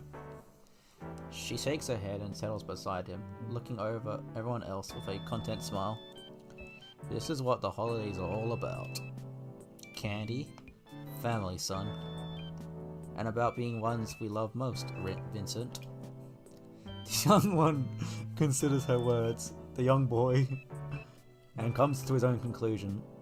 Well, I love candy, so we should have more. He looks at Olivia, who snorts at his logic. I'll make more later, okay? Sweet. Knowing that there will be more Christmas candy, the young dino's eyes focus on the hockey game playing. On screen, the hockey puck is finally hit into the net. The shot is replayed a couple times from different angles. All the while, the professional commentators talk about the college teams. While they were focusing on the main players' game's efforts, the commentators also highlight the players' plans and degrees, which reminds me of what's to come soon. Going back to school next week? Don't remind me. But it's the last semester before graduation. Then we're free to do whatever. College, jobs. Vinny will finally have a room to himself. That's true. Once you guys go, it'll be Vinny here to keep us company. All my kids are growing up. Don't worry, Ma. Way ahead of you. I'll fail my classes just for you. Not if you know what's good for you. Be strange seeing this place quiet for once. It's been pretty lively this year. I'll have to enjoy it while it lasts. It's a whole 6 months before we even graduate, guys. Yeah, plus I don't even have any real plans yet. School's probably going to be bothering us a whole lot about applying to colleges starting now. Wait, you don't have any plans at all? Olivia shrugs. I know what I want to do, obviously. But compared to Liz, she has the next decade of her life planned out. Maybe more. Liz just goes above and beyond. As for me, I don't really know either. Maybe college, but I'm open to other options. I guess it's a good thing we still got half a year then. I guess it's a good thing we still got a half a year. Guess it's a good thing we got half a year still then. Yeah. Damien stands up with a sly grin, marching back to the tiny Christmas tree in the corner. All the gifts have been unwrapped, but some of the presents were still beneath it, awaiting the pains to make room in their house for them. He scoops up something and comes back to the couch. Ah, it's that new retro console. I still can't wrap my head around the concept. Would you want a console from the latest generation? Yo, leave the future to the future. We still gotta try all the presents. First game dibs. I still can't stop my smile spreading. I can't stop my smile spreading, even though Damien's only trying to change the subject. Someone nips at my shoulder. Hey, sup? We're forgetting someone? Wanna give Guts his Christmas breakfast? I want to give Guts his Christmas breakfast. Olivia pushes herself to the edge of the couch seat. But before she can set her knees down to the floor, she pauses and turns her eyes my way. Inko, could you help me? Yeah. Do you want your chair? She shakes her head no, then holds her arms out. I can feel my face heat up as I comprehend what she really wants. Don't you normally walk on your knees around the house? Just do it. The rest of her family look amused as I slide one arm beneath her legs and the other around her back. Olivia further secures herself by wrapping her arm around my shoulder. Lifting her up is slowly becoming muscle memory, though my gait to her room still feels awkward and wobbly. Olivia doesn't mind it though, as she smiles contentedly the entire time, and even after I nearly drop her onto a bed. Once a tiny minion is properly fed his righteous Christmas feast, Olivia and I sit together on her bed and just hold each other. The hollering of the rest of the family is thankfully muted by our walks, and we finally have the quiet time I know she was looking for. My hands caress her back, drawing out her sweet, bellowing purrs, and she leans more and more against me. And with my face in her hair, I recall still having something in my pocket for her. She pouts and nips at my arm as I draw away from her. Let go of me, I got something for you. She grunts and releases her hostage. I put the small box from my pocket, still neatly wrapped in shiny purple, in shiny violet paper and topped with an emerald bow. She sits up and accepts the present, tilting an eyebrow. Why wait? Couldn't you give me this when we're all opening all the presents? We were all opening the presents. This one's special. Go on, open it. Damn. Olivia carefully tears the wrapping off the box and lifts the cover. Inside is a neatly folded sheet of cloth. When Olivia pinches it to bring it out, it unfolds into its true shape. It's a stylized tail brace meant for support and warmth. It only required commissioning for Liz for the pattern, and Sophia just needed the material to put it together. I motion for a tail, which she delicately sets in my hand. I noticed after our dance, it really took a toll on you. For a few days, your tail was so scratched up and sore, you didn't want to use it for anything at all. Even now, I could feel the muscle within her scales still hot and tender. With all the care and necessary, I slide the fashionable accessory over her tail. The elastic bands within already working, distributing a comforting pressure across her entire tail, and causing Olivia to coo happily as she relaxes further on her bed. So you know, it won't be so rough on you next time. It takes a moment for Olivia to process my words. Her expression of contentment slowly changes to one of surprise and then a gentle smile. Next time? That'll be nice. Damn, I love the tail sock. The twitch of her cheek doesn't escape her sight. Olivia, you okay? Yeah, just... She chews her lips. She chews her lip for a moment to think. Is it something bad? Oh no, it's silly. I guess I just felt, I don't know, guilty for a second. Her fingers ring her blanket. Guilty? What for? It's... At some point while I was making the fountain painting, I was resting and I remembered something. When I was a lot younger, I would occasionally go to these physical therapy appointments. There were some other kids like me. Actually, maybe 3 or 4 years old. One of them were able to waddle a bit with his tail. Almost everyone was excited he could manage that. But the other kid's tail was too short. He was stuck on all fours still. So it's a miracle I even could do what I did. But it made me think, and I eventually found videos of someone dancing like that with her own tail. Someone like me, you know. Unlucky enough to have this issue. Lucky enough so I can still move around a bit on my own. But what about the others, like that boy? What would they think after seeing us dancing? It's been on my mind ever since I started practicing. Olivia clears her throat and looks at me with a sadness permeating from her moonshade eyes. That's what gave me the idea, but should I have? I felt like somehow I shouldn't have, but I did it because I love you. It confuses me. What do those kids think? Did you ever see him again?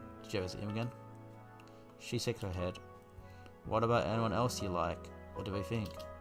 I don't know. Wouldn't any of them be happy to have what you have? So many of them can't ever do something like that. Can't ever do something like that. I guess, but still. This'll sound dumb, but it still feels like I'm somehow betraying something. Or maybe insulting. I could only dance because I was able to use an appendage just long and strong enough to allow it. I guess I feel like I'm mocking them. I'm the luckiest unlucky person. I get the occasional glimpse at normalcy. I may as well not even be called disabled. I'm such an outlier. I thought you didn't ever want to be.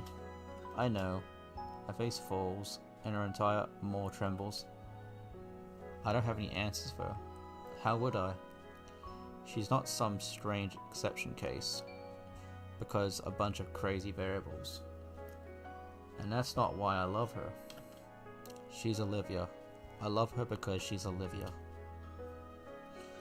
Her hand set her tail down on her lap, so they can cup one of her cheeks and tilt her head upwards. Looking into those beautiful silver irises, my whispered words carry my honest feelings to her to clearly hear. Hey, I got this because I love you. No other reason. If you don't want to use it in any particular way, nobody's making you, alright?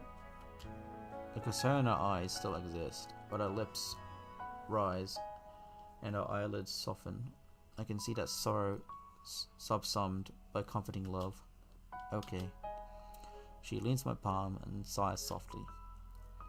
That's a good enough reason for now.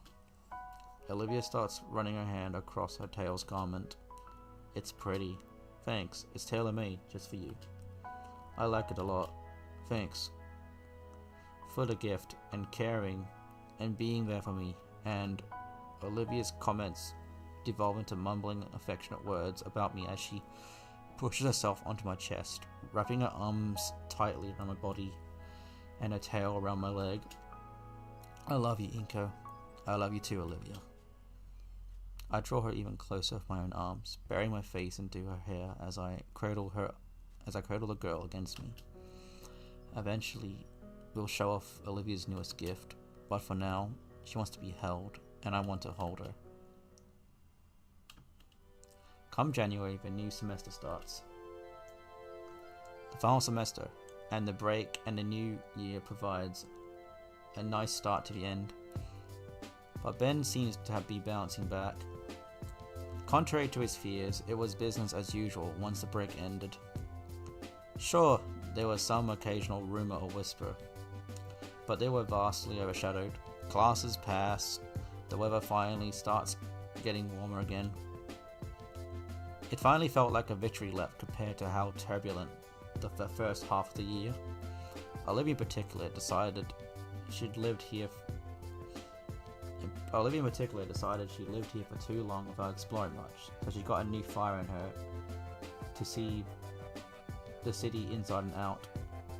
We got to see it all: art galleries, grand, luxurious malls, underground tunnel systems, and local state parks. Just seeing everything the city had to offer. But we even went back to visit the old arcade a few times. And that brings us here. From a public school standpoint, I consider it a final destination. Not the last class, or the graduation itself, or even the after party Olivia and I skipped to cuddle together at my place. I had something better in mind, something I always wanted to do since my folks moved here. And finally I was able to make a plan and put it into action. Liz hunches hunchback barrels down the freeway. The trunk is completely packed for the week-long trip ahead of us. Not driving though, the location is shockingly close. Olivia holds my arm close, jittering a bit in anticipation. I've always heard of this place, but never actually been. I have, once. Was in elementary school, but it was a blast. Did you get to go surfing? No, and I don't plan to. What about you, Inko? You up for hanging 10?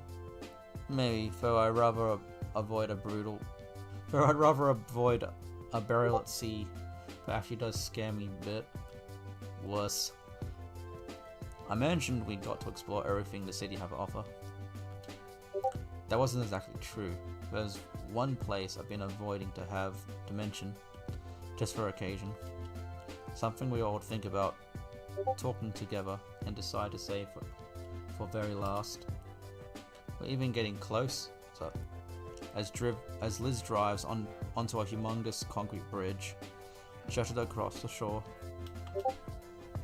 Our fifth passenger speaks up. I've actually briefly considered setting up a senior trip down here.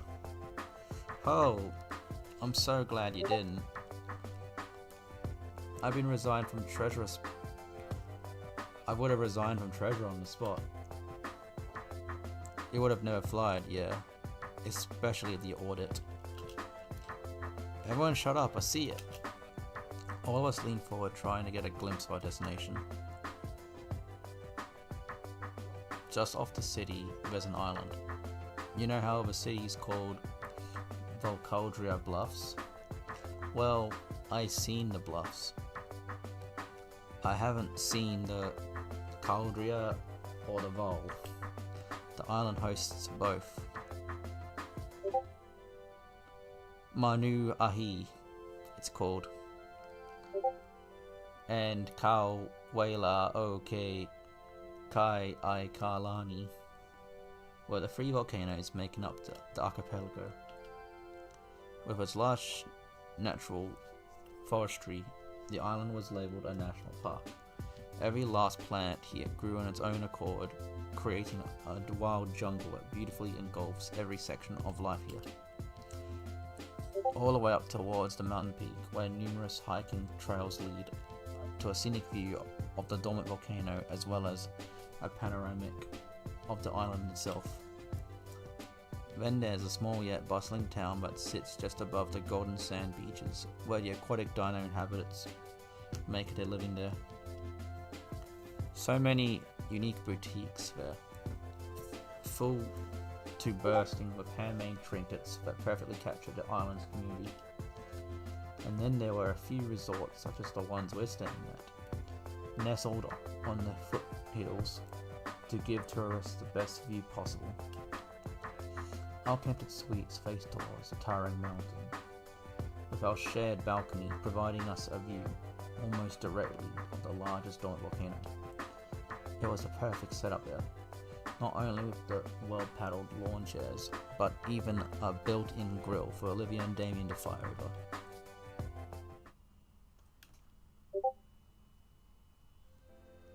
I step out of the shower and start drying off the towel. All day today, we got to see so many sights the island has to offer as we could. True to his word, Damien's top priority was surfing lessons. He'll be down at the shore every day this week for a few hours. Olivia tells me dinos can't get sunburnt, but I swear he seemed a little redder this afternoon. Speaking of, Olivia offered to handle my sunscreen treatment. I don't know which one of us was more eager. Me for avoiding the harsh sun rays, or Olivia, who looked at the idea of being handsy with me. While she did a good job, I felt the need for the sun-based guts tattoo that was too much. At first, we all hung together, checking out the shops and restaurants we wanted to visit. But after Damien ran off on his own, and we started to disperse and go on our own adventures, Liz found a place that would give her a full neck massage. Ben became engrossed in the cultural side of the island, taking a foot tour through the history of Manu Ahi. And Olivia and I decided to hang out at a luau, sampling the bonfire cooked meats while watching a lively fire dance show. There's just one last thing tonight, if you ask me. It's the most important part. I exit the bathroom in a fresh set of clothes. Outside, the sky is beginning to darken. The sun is riding along the edge of the monolithic husk of the volcano. That's why I picked this resort. There's not a better view in sight. Olivia lazes around one of the large beds. She sips an exotic cocktail and flips through a travel magazine. Took long enough. Took long enough. You sampling every darn soap they got in there? I'm just through it. I'm just through. If I'd known you'd taken half an hour, I would have gone first. It's about time to meet up. Taking the spot beside her, I see Olivia's phone resting on her stomach. How'd the call of your dad go? The older Baronix had called just as we got back to our room. Which is why I got first dibs on our shower. We would have talked for longer if I had known you'd drain all of the hotel's water. He's good though. He said he's trying to come home by summer's end. That'd be awesome. We could have another pool party at Damien's. Anyway, how long till everyone's back? Soon. So I'm gonna go clean up now. Relax, I can wait. Olivia set herself on the well-cleaned carpet and starts marching to the bathroom. Nah, you go ahead and set up. Hold on. She picks out a soda from the mini fridge and flicks the door shut with her hip.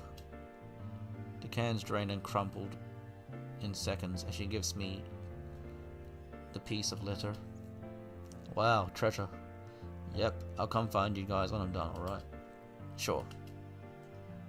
The door clicks behind her and I start making preparations. I pick up her door's phone and dial the number for room service. A brief phone call later and the order is placed for some pieces, 3 pepperonis and 1 of anchovies. It's set to deliver to my destination. I find a mini cooler and I bought and filled up with ice and more sodas from the fridge. And lastly, my camera bag and tripod, which I sling over my shoulder. Carrying everything, I step out of the bungalow into the fresh, humid air. There's a huge shared balcony nearby, intended for parties equipped for buffets. To my luck, the whole place is vacant. I make claim to the tables closest to the edge. From here, the whole town below sits in view of us. I notice its layer from tropical jungle to civilization to beachfront. Across the water, the city is still visible, near enough to remind us we're close to home, but far enough to feel like we're in another world. It's a lot to take in. I let my breath out and inhale deeply. Let's make the most of this while it lasts. Setting the mini cooler down on the floor near the wall, I spent the next few minutes gazing out over the view of the island. It's hard to look away, and I'm already getting ideas for where we could go next. But I have a task to perform first, and I set my camera and tripod in the ideal location, retrieving my new remote. Hey, there you are!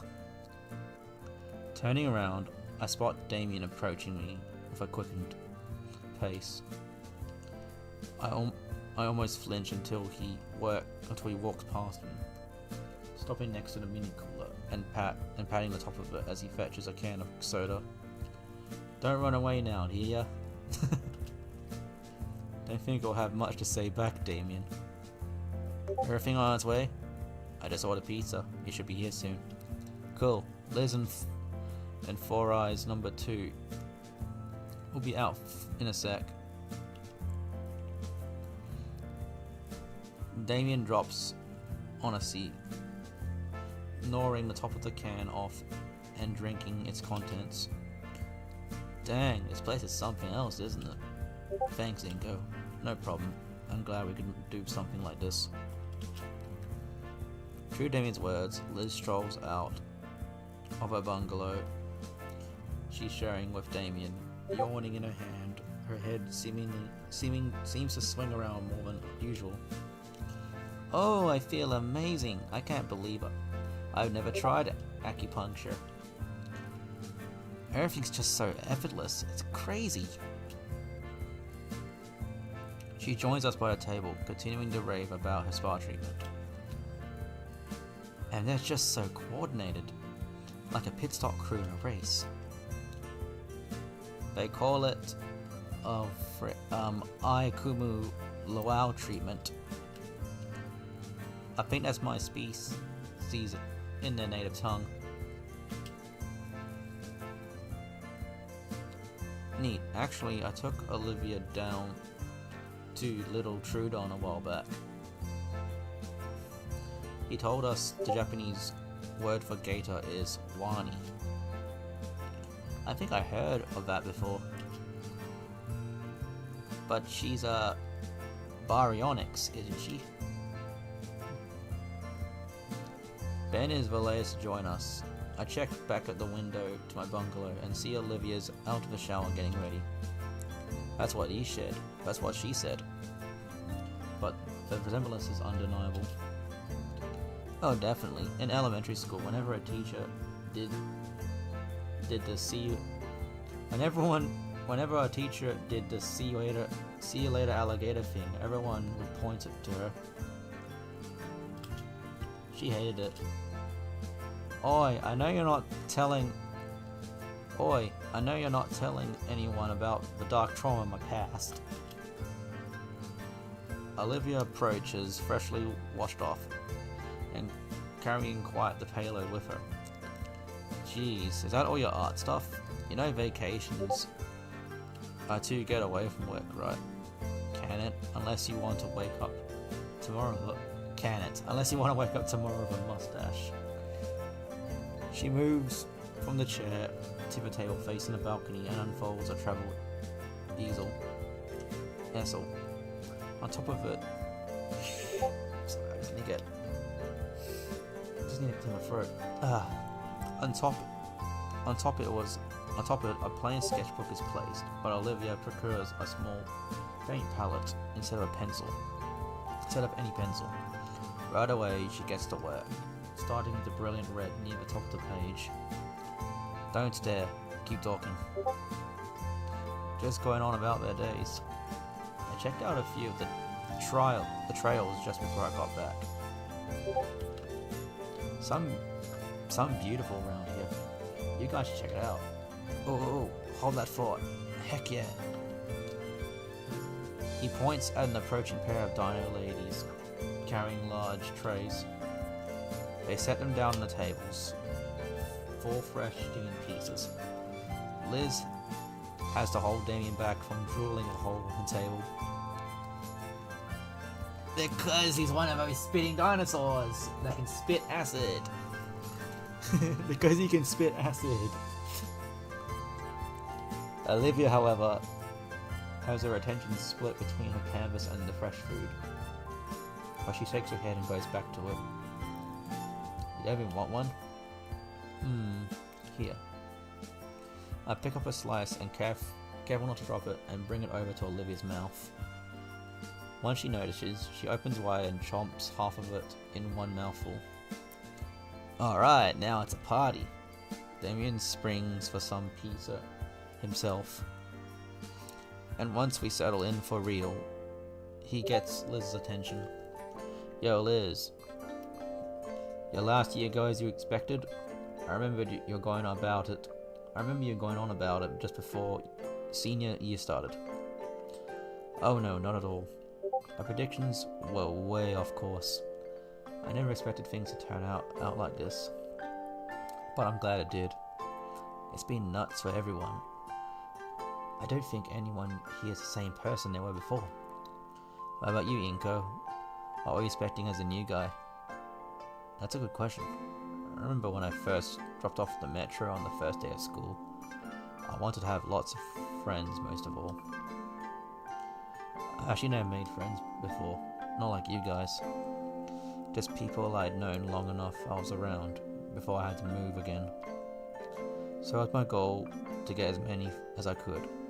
Yeah, and how'd that go? I didn't know friendship could be so exhausting, but so rewarding too. All the trials and tribulations and everything, I think they were all worth it. Because I made friends with all of you.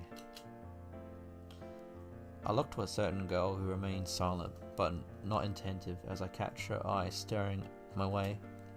And more. So I guess to sum it up. It's been an experience I never want to give up, Damien. Despite the ups and downs and twists and turns, I certainly would never guessed the new student would have made such a wrench in the works. Getting so tangled up with Olivia, Mia, everyone else, and me. I was in a bad situation. I'm not anymore. Thinking on it, things were set in motion from day one, huh? Hey, I'm grateful. Thanks. Yo, Olivia, I'm going around the table and asking for your inputs one last time. What do you think? She stops brushing and looks me in the eye before turning all the way with a smile. About the new human student waltzing in and wrecking our ways of life.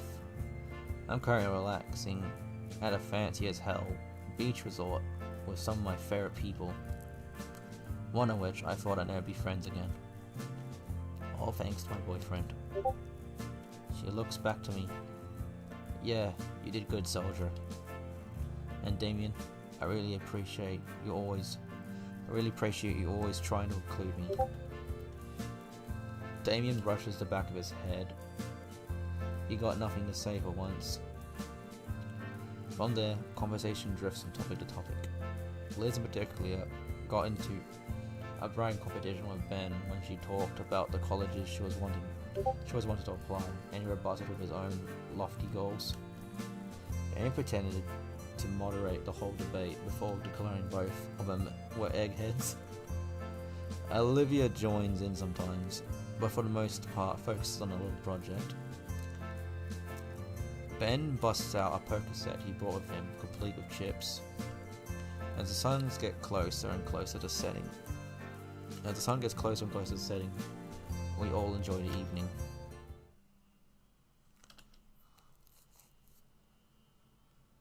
The sun's nearly set, the rest of the piece is nearly out, and Ben's run out to get more soda and chips. I look over the balcony to the city below, forming different plans for what we could do tomorrow. The possibilities are endless, aren't they? Behind me, I hear Liz chuckling to herself as she clacks the poker chips she drained from us into neat stacks. As it would turn out, she had an unbeatable poker face.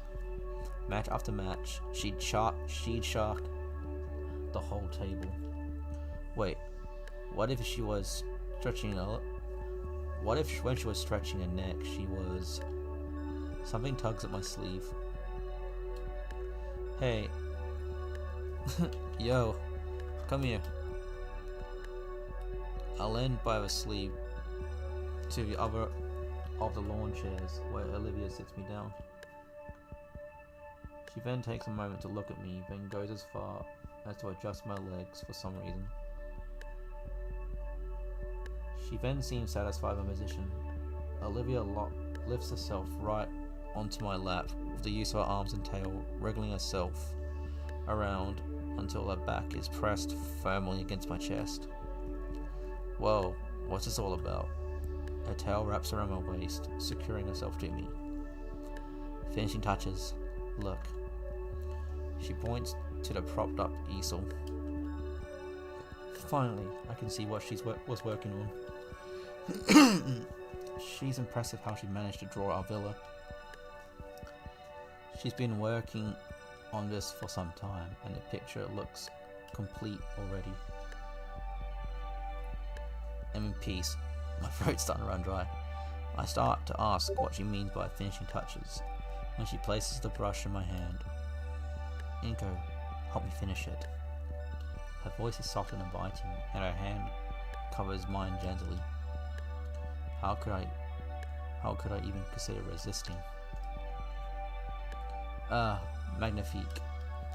Eh? What? No, keep going. Right. Alright. While she kept going, I started to feel her hand guiding my gentle strokes. Slowly the beautiful painting reaches completion, and all the while Olivia and I bask in each other's hold. My chin rests on top of her hair, so she tries to concentrate, and her tail slithers and coils around my waist, keeping me close to her as possible. Sadly, we were losing sunset, and the painting won't be able to dry overnight, with how humid it is. It looks fantastic, Olivia. I know I will. I just want to keep going though. In the morning then, Kay? She grumbles to herself, but I feel her head nod. I try to move my leg, only for her tail to constrict just a bit too tight for comfort. Stay. What about... Stay. Alright.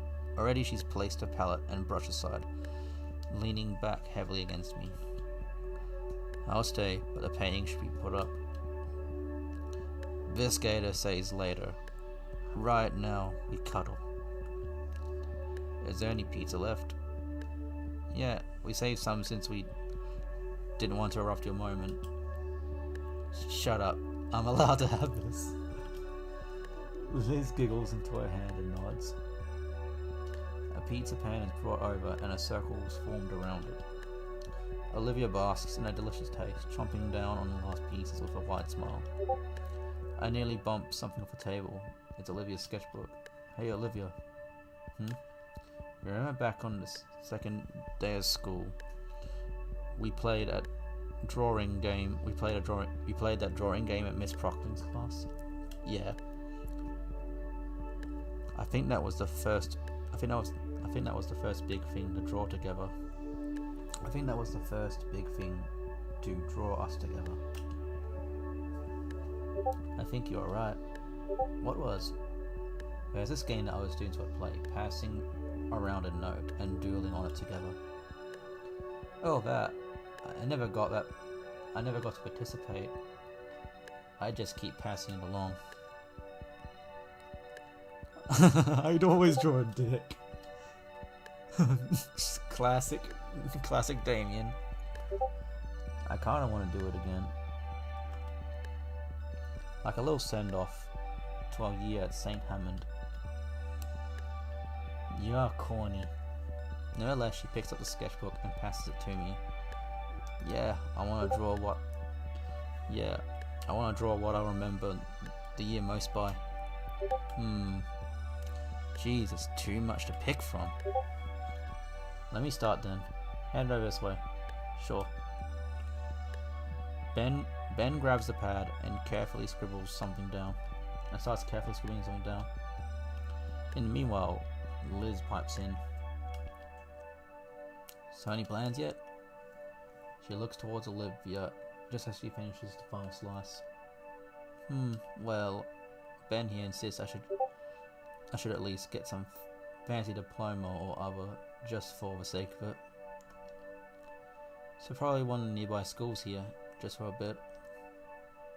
I'm in for tomorrow, though I could help you find one if you want. I already got a couple of acceptance letters. Actually, I've gotten one too. Wasn't anything really amazing, truthfully. At least I won't have to worry about student debt, thanks to my parents offering to foot the bill. Ben passes the sketchbook to Damien. No dicks. I know, jeez. What about you, Ben? You're going straight to school after the summer? Well, he hums to himself as he stares off into the distance. I was thinking of taking a few months off. A friend had a vacancy in their backpacking trip starting next month.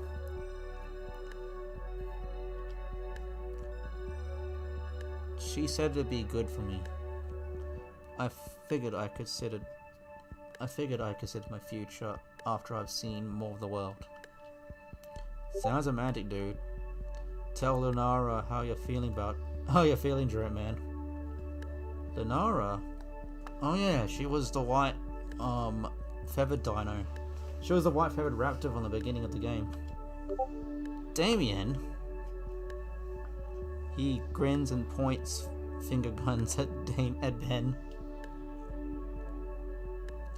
Man, all of you are going right back to school? I was just gonna find a job or something. Oh no, not without some... oh no, not without some help, Damien.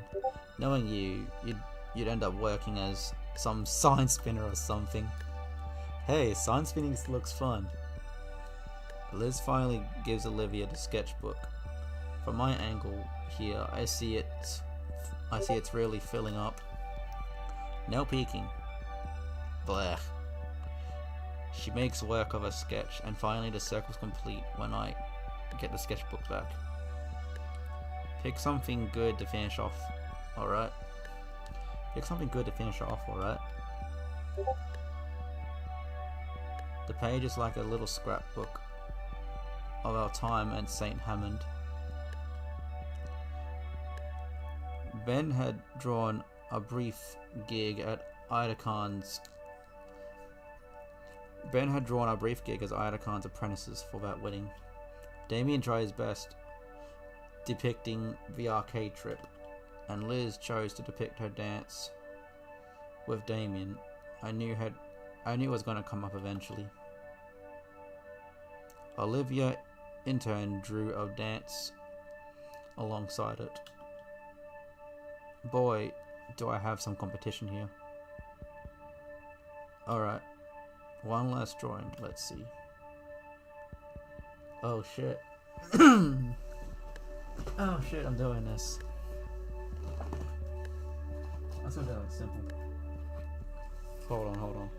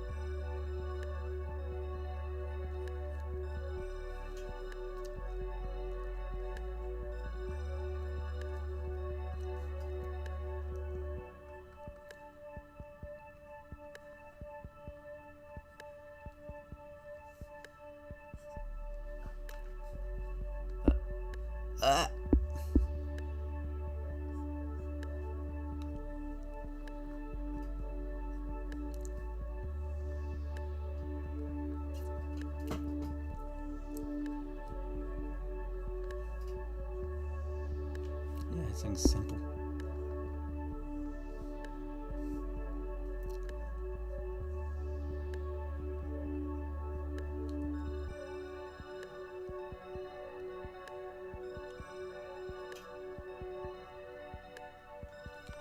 Yeah, let's do that.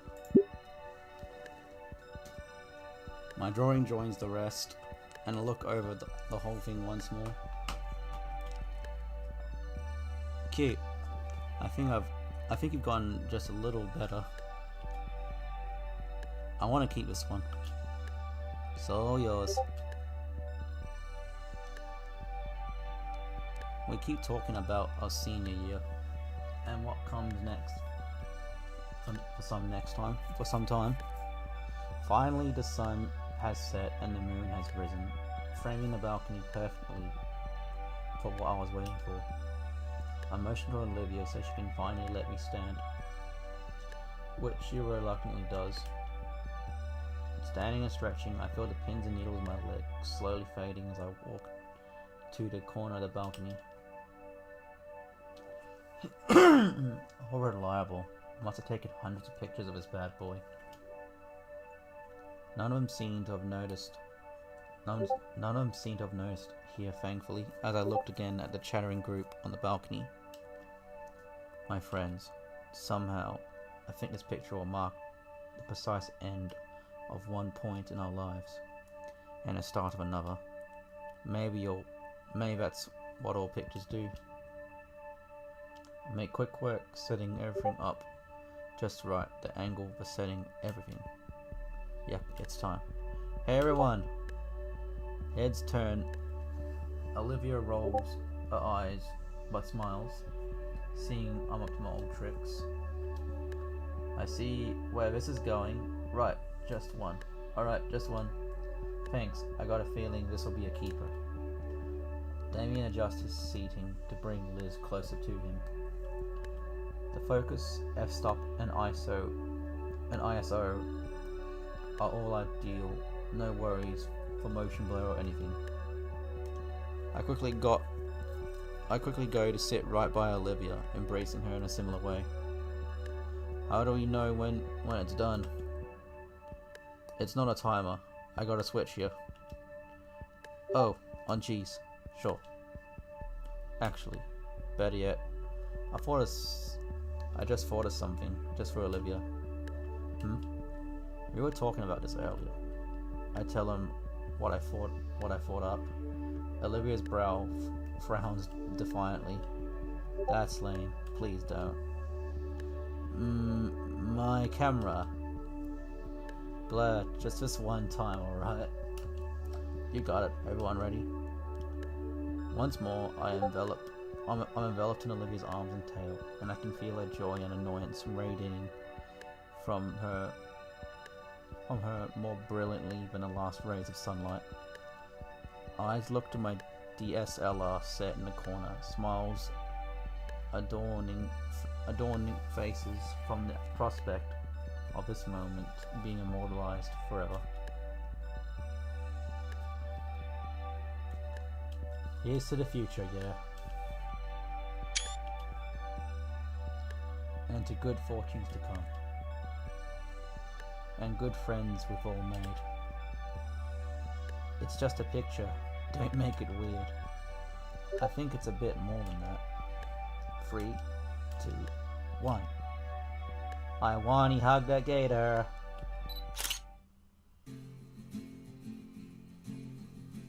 And that's the end, guys.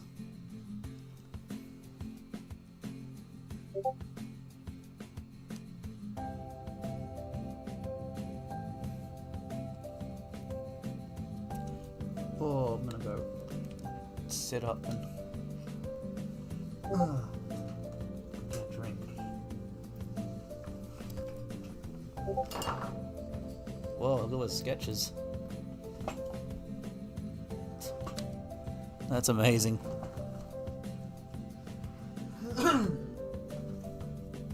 Oh, one more. Inko and Olivia, I haven't seen him in a while. I better time myself between studying and whatnot. Although, maybe I should take a break. It'll be nice to take my whatnot on a double date.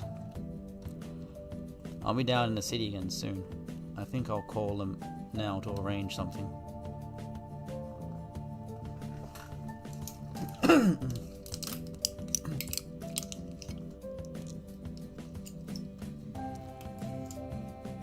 Both two? We are doing great. Thanks for asking. How am I doing? I'm glad you asked. I finally found a career path that really speaks to me.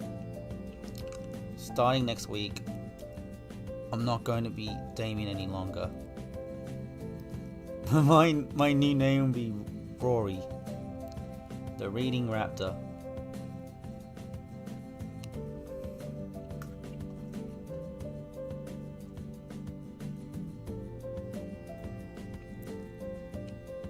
Hello.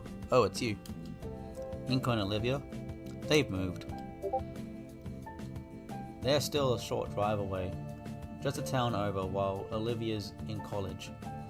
I think Inko said he found an internship.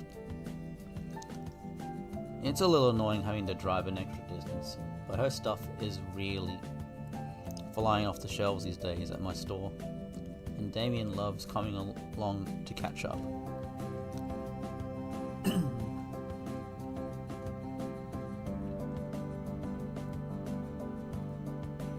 Yeah, I got a throat lozenge in my throat. I'm using a throat lozenge. My throat's like dry. Hey girl, haven't seen you in forever. Like, when was the last time? Oh yeah, and this is Lunara. She's the one that Ben was talking about. I think she's meant to be like an Aerodactyl or some sort of raptor. Maybe a raptor, I think. Maybe a Velociraptor. I'm pretty sure Velociraptors have feathers. It was just before that school dance thing. Oh, why did we even hang out around that bitch? I've always hated her.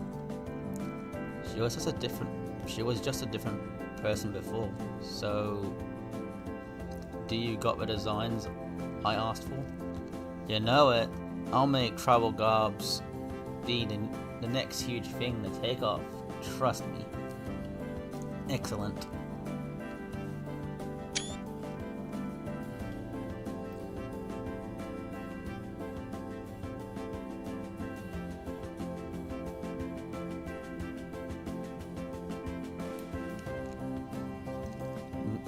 Nito and Halford, those names will stick with me, for better or worse. Mostly for the stress they caused me. It's like they were magnets for trouble, always right in front of the auditor. But I am keeping an eye on their careers. They may be visiting again sooner than they expect.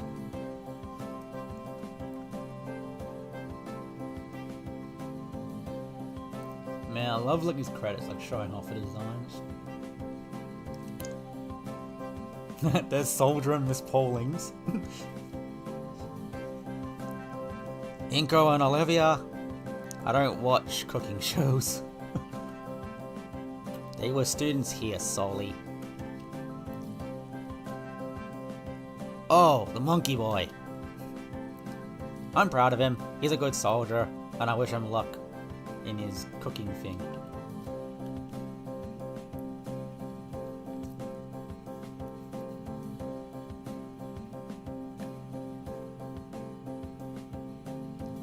Wow, shit. I just love, like, this is amazing for, like, the credits, like, showing off designs. Little Inko. I feel in a world where everyone was constantly giving him advice. I was the only one listening to his at times. I'm grateful for him, truly. I never felt closer to the youth of today. Although, after that head slide I pulled, my back was killing me for ages. But it was nice to feel young again. I hope the young love those two share blossoms into something beautiful. And it's Guts, the rat.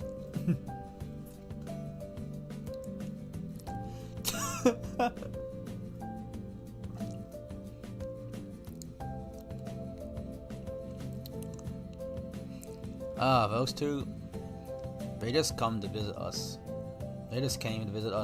just last week.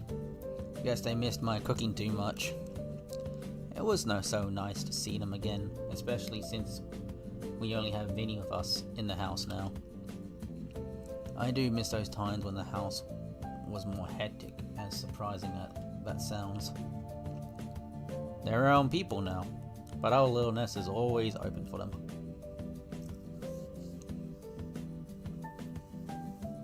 Man, it's one of the best end credits I've seen, man. Inky and Livy? Yeah, they came by not too long ago. We spent the whole morning just playing video games. And after that, Inky tried to play street hockey with me. It was so much fun, and he looked really happy after I accidentally hit him with a slap shot. Even Olivia agreed that he had fun, but he was too tired and needed to take a nap because he was getting old.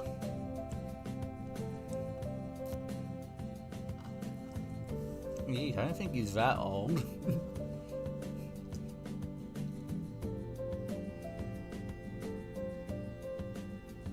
Shy, would you look at that? I love the credits.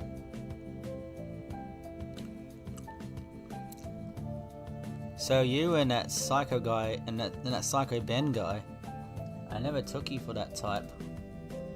Don't call him that, you skank.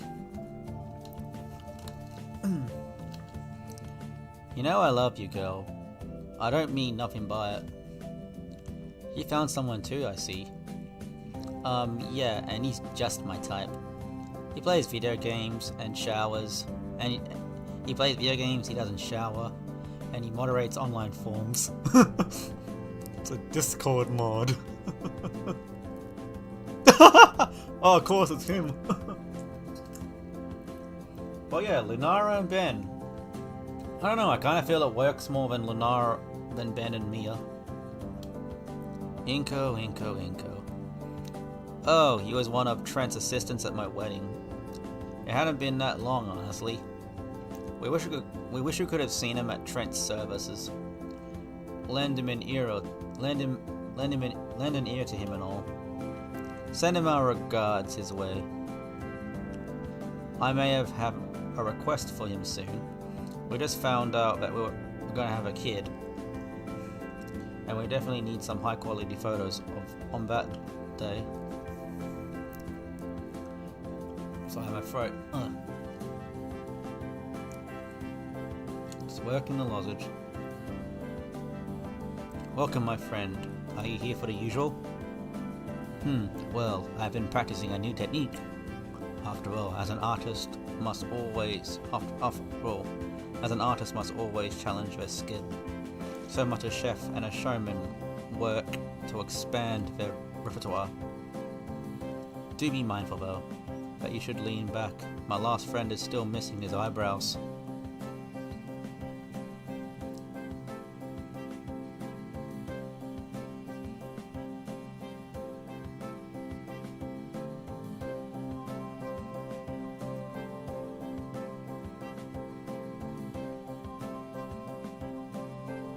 Never heard of him. You got the wrong person. I'll scram. I'm busy trying to get certified as a real mechanic. I don't got time to reminisce about randos and if I know them or not. Maybe I did. A long time ago, but not anymore. Not anymore.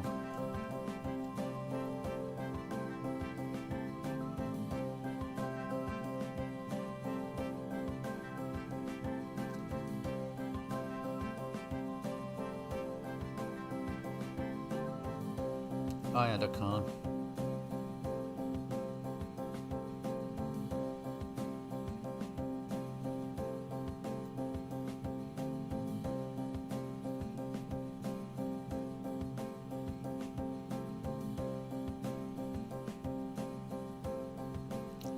My drawing from the first.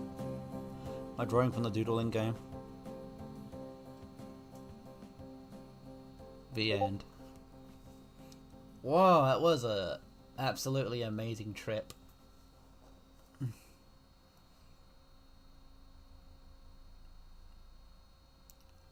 Ending 4 of 4. Yeah, this is the best ending.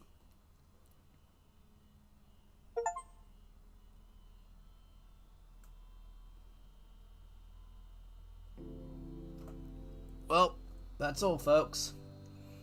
Have a good night. I gotta tap out now and get some sleep. Bye.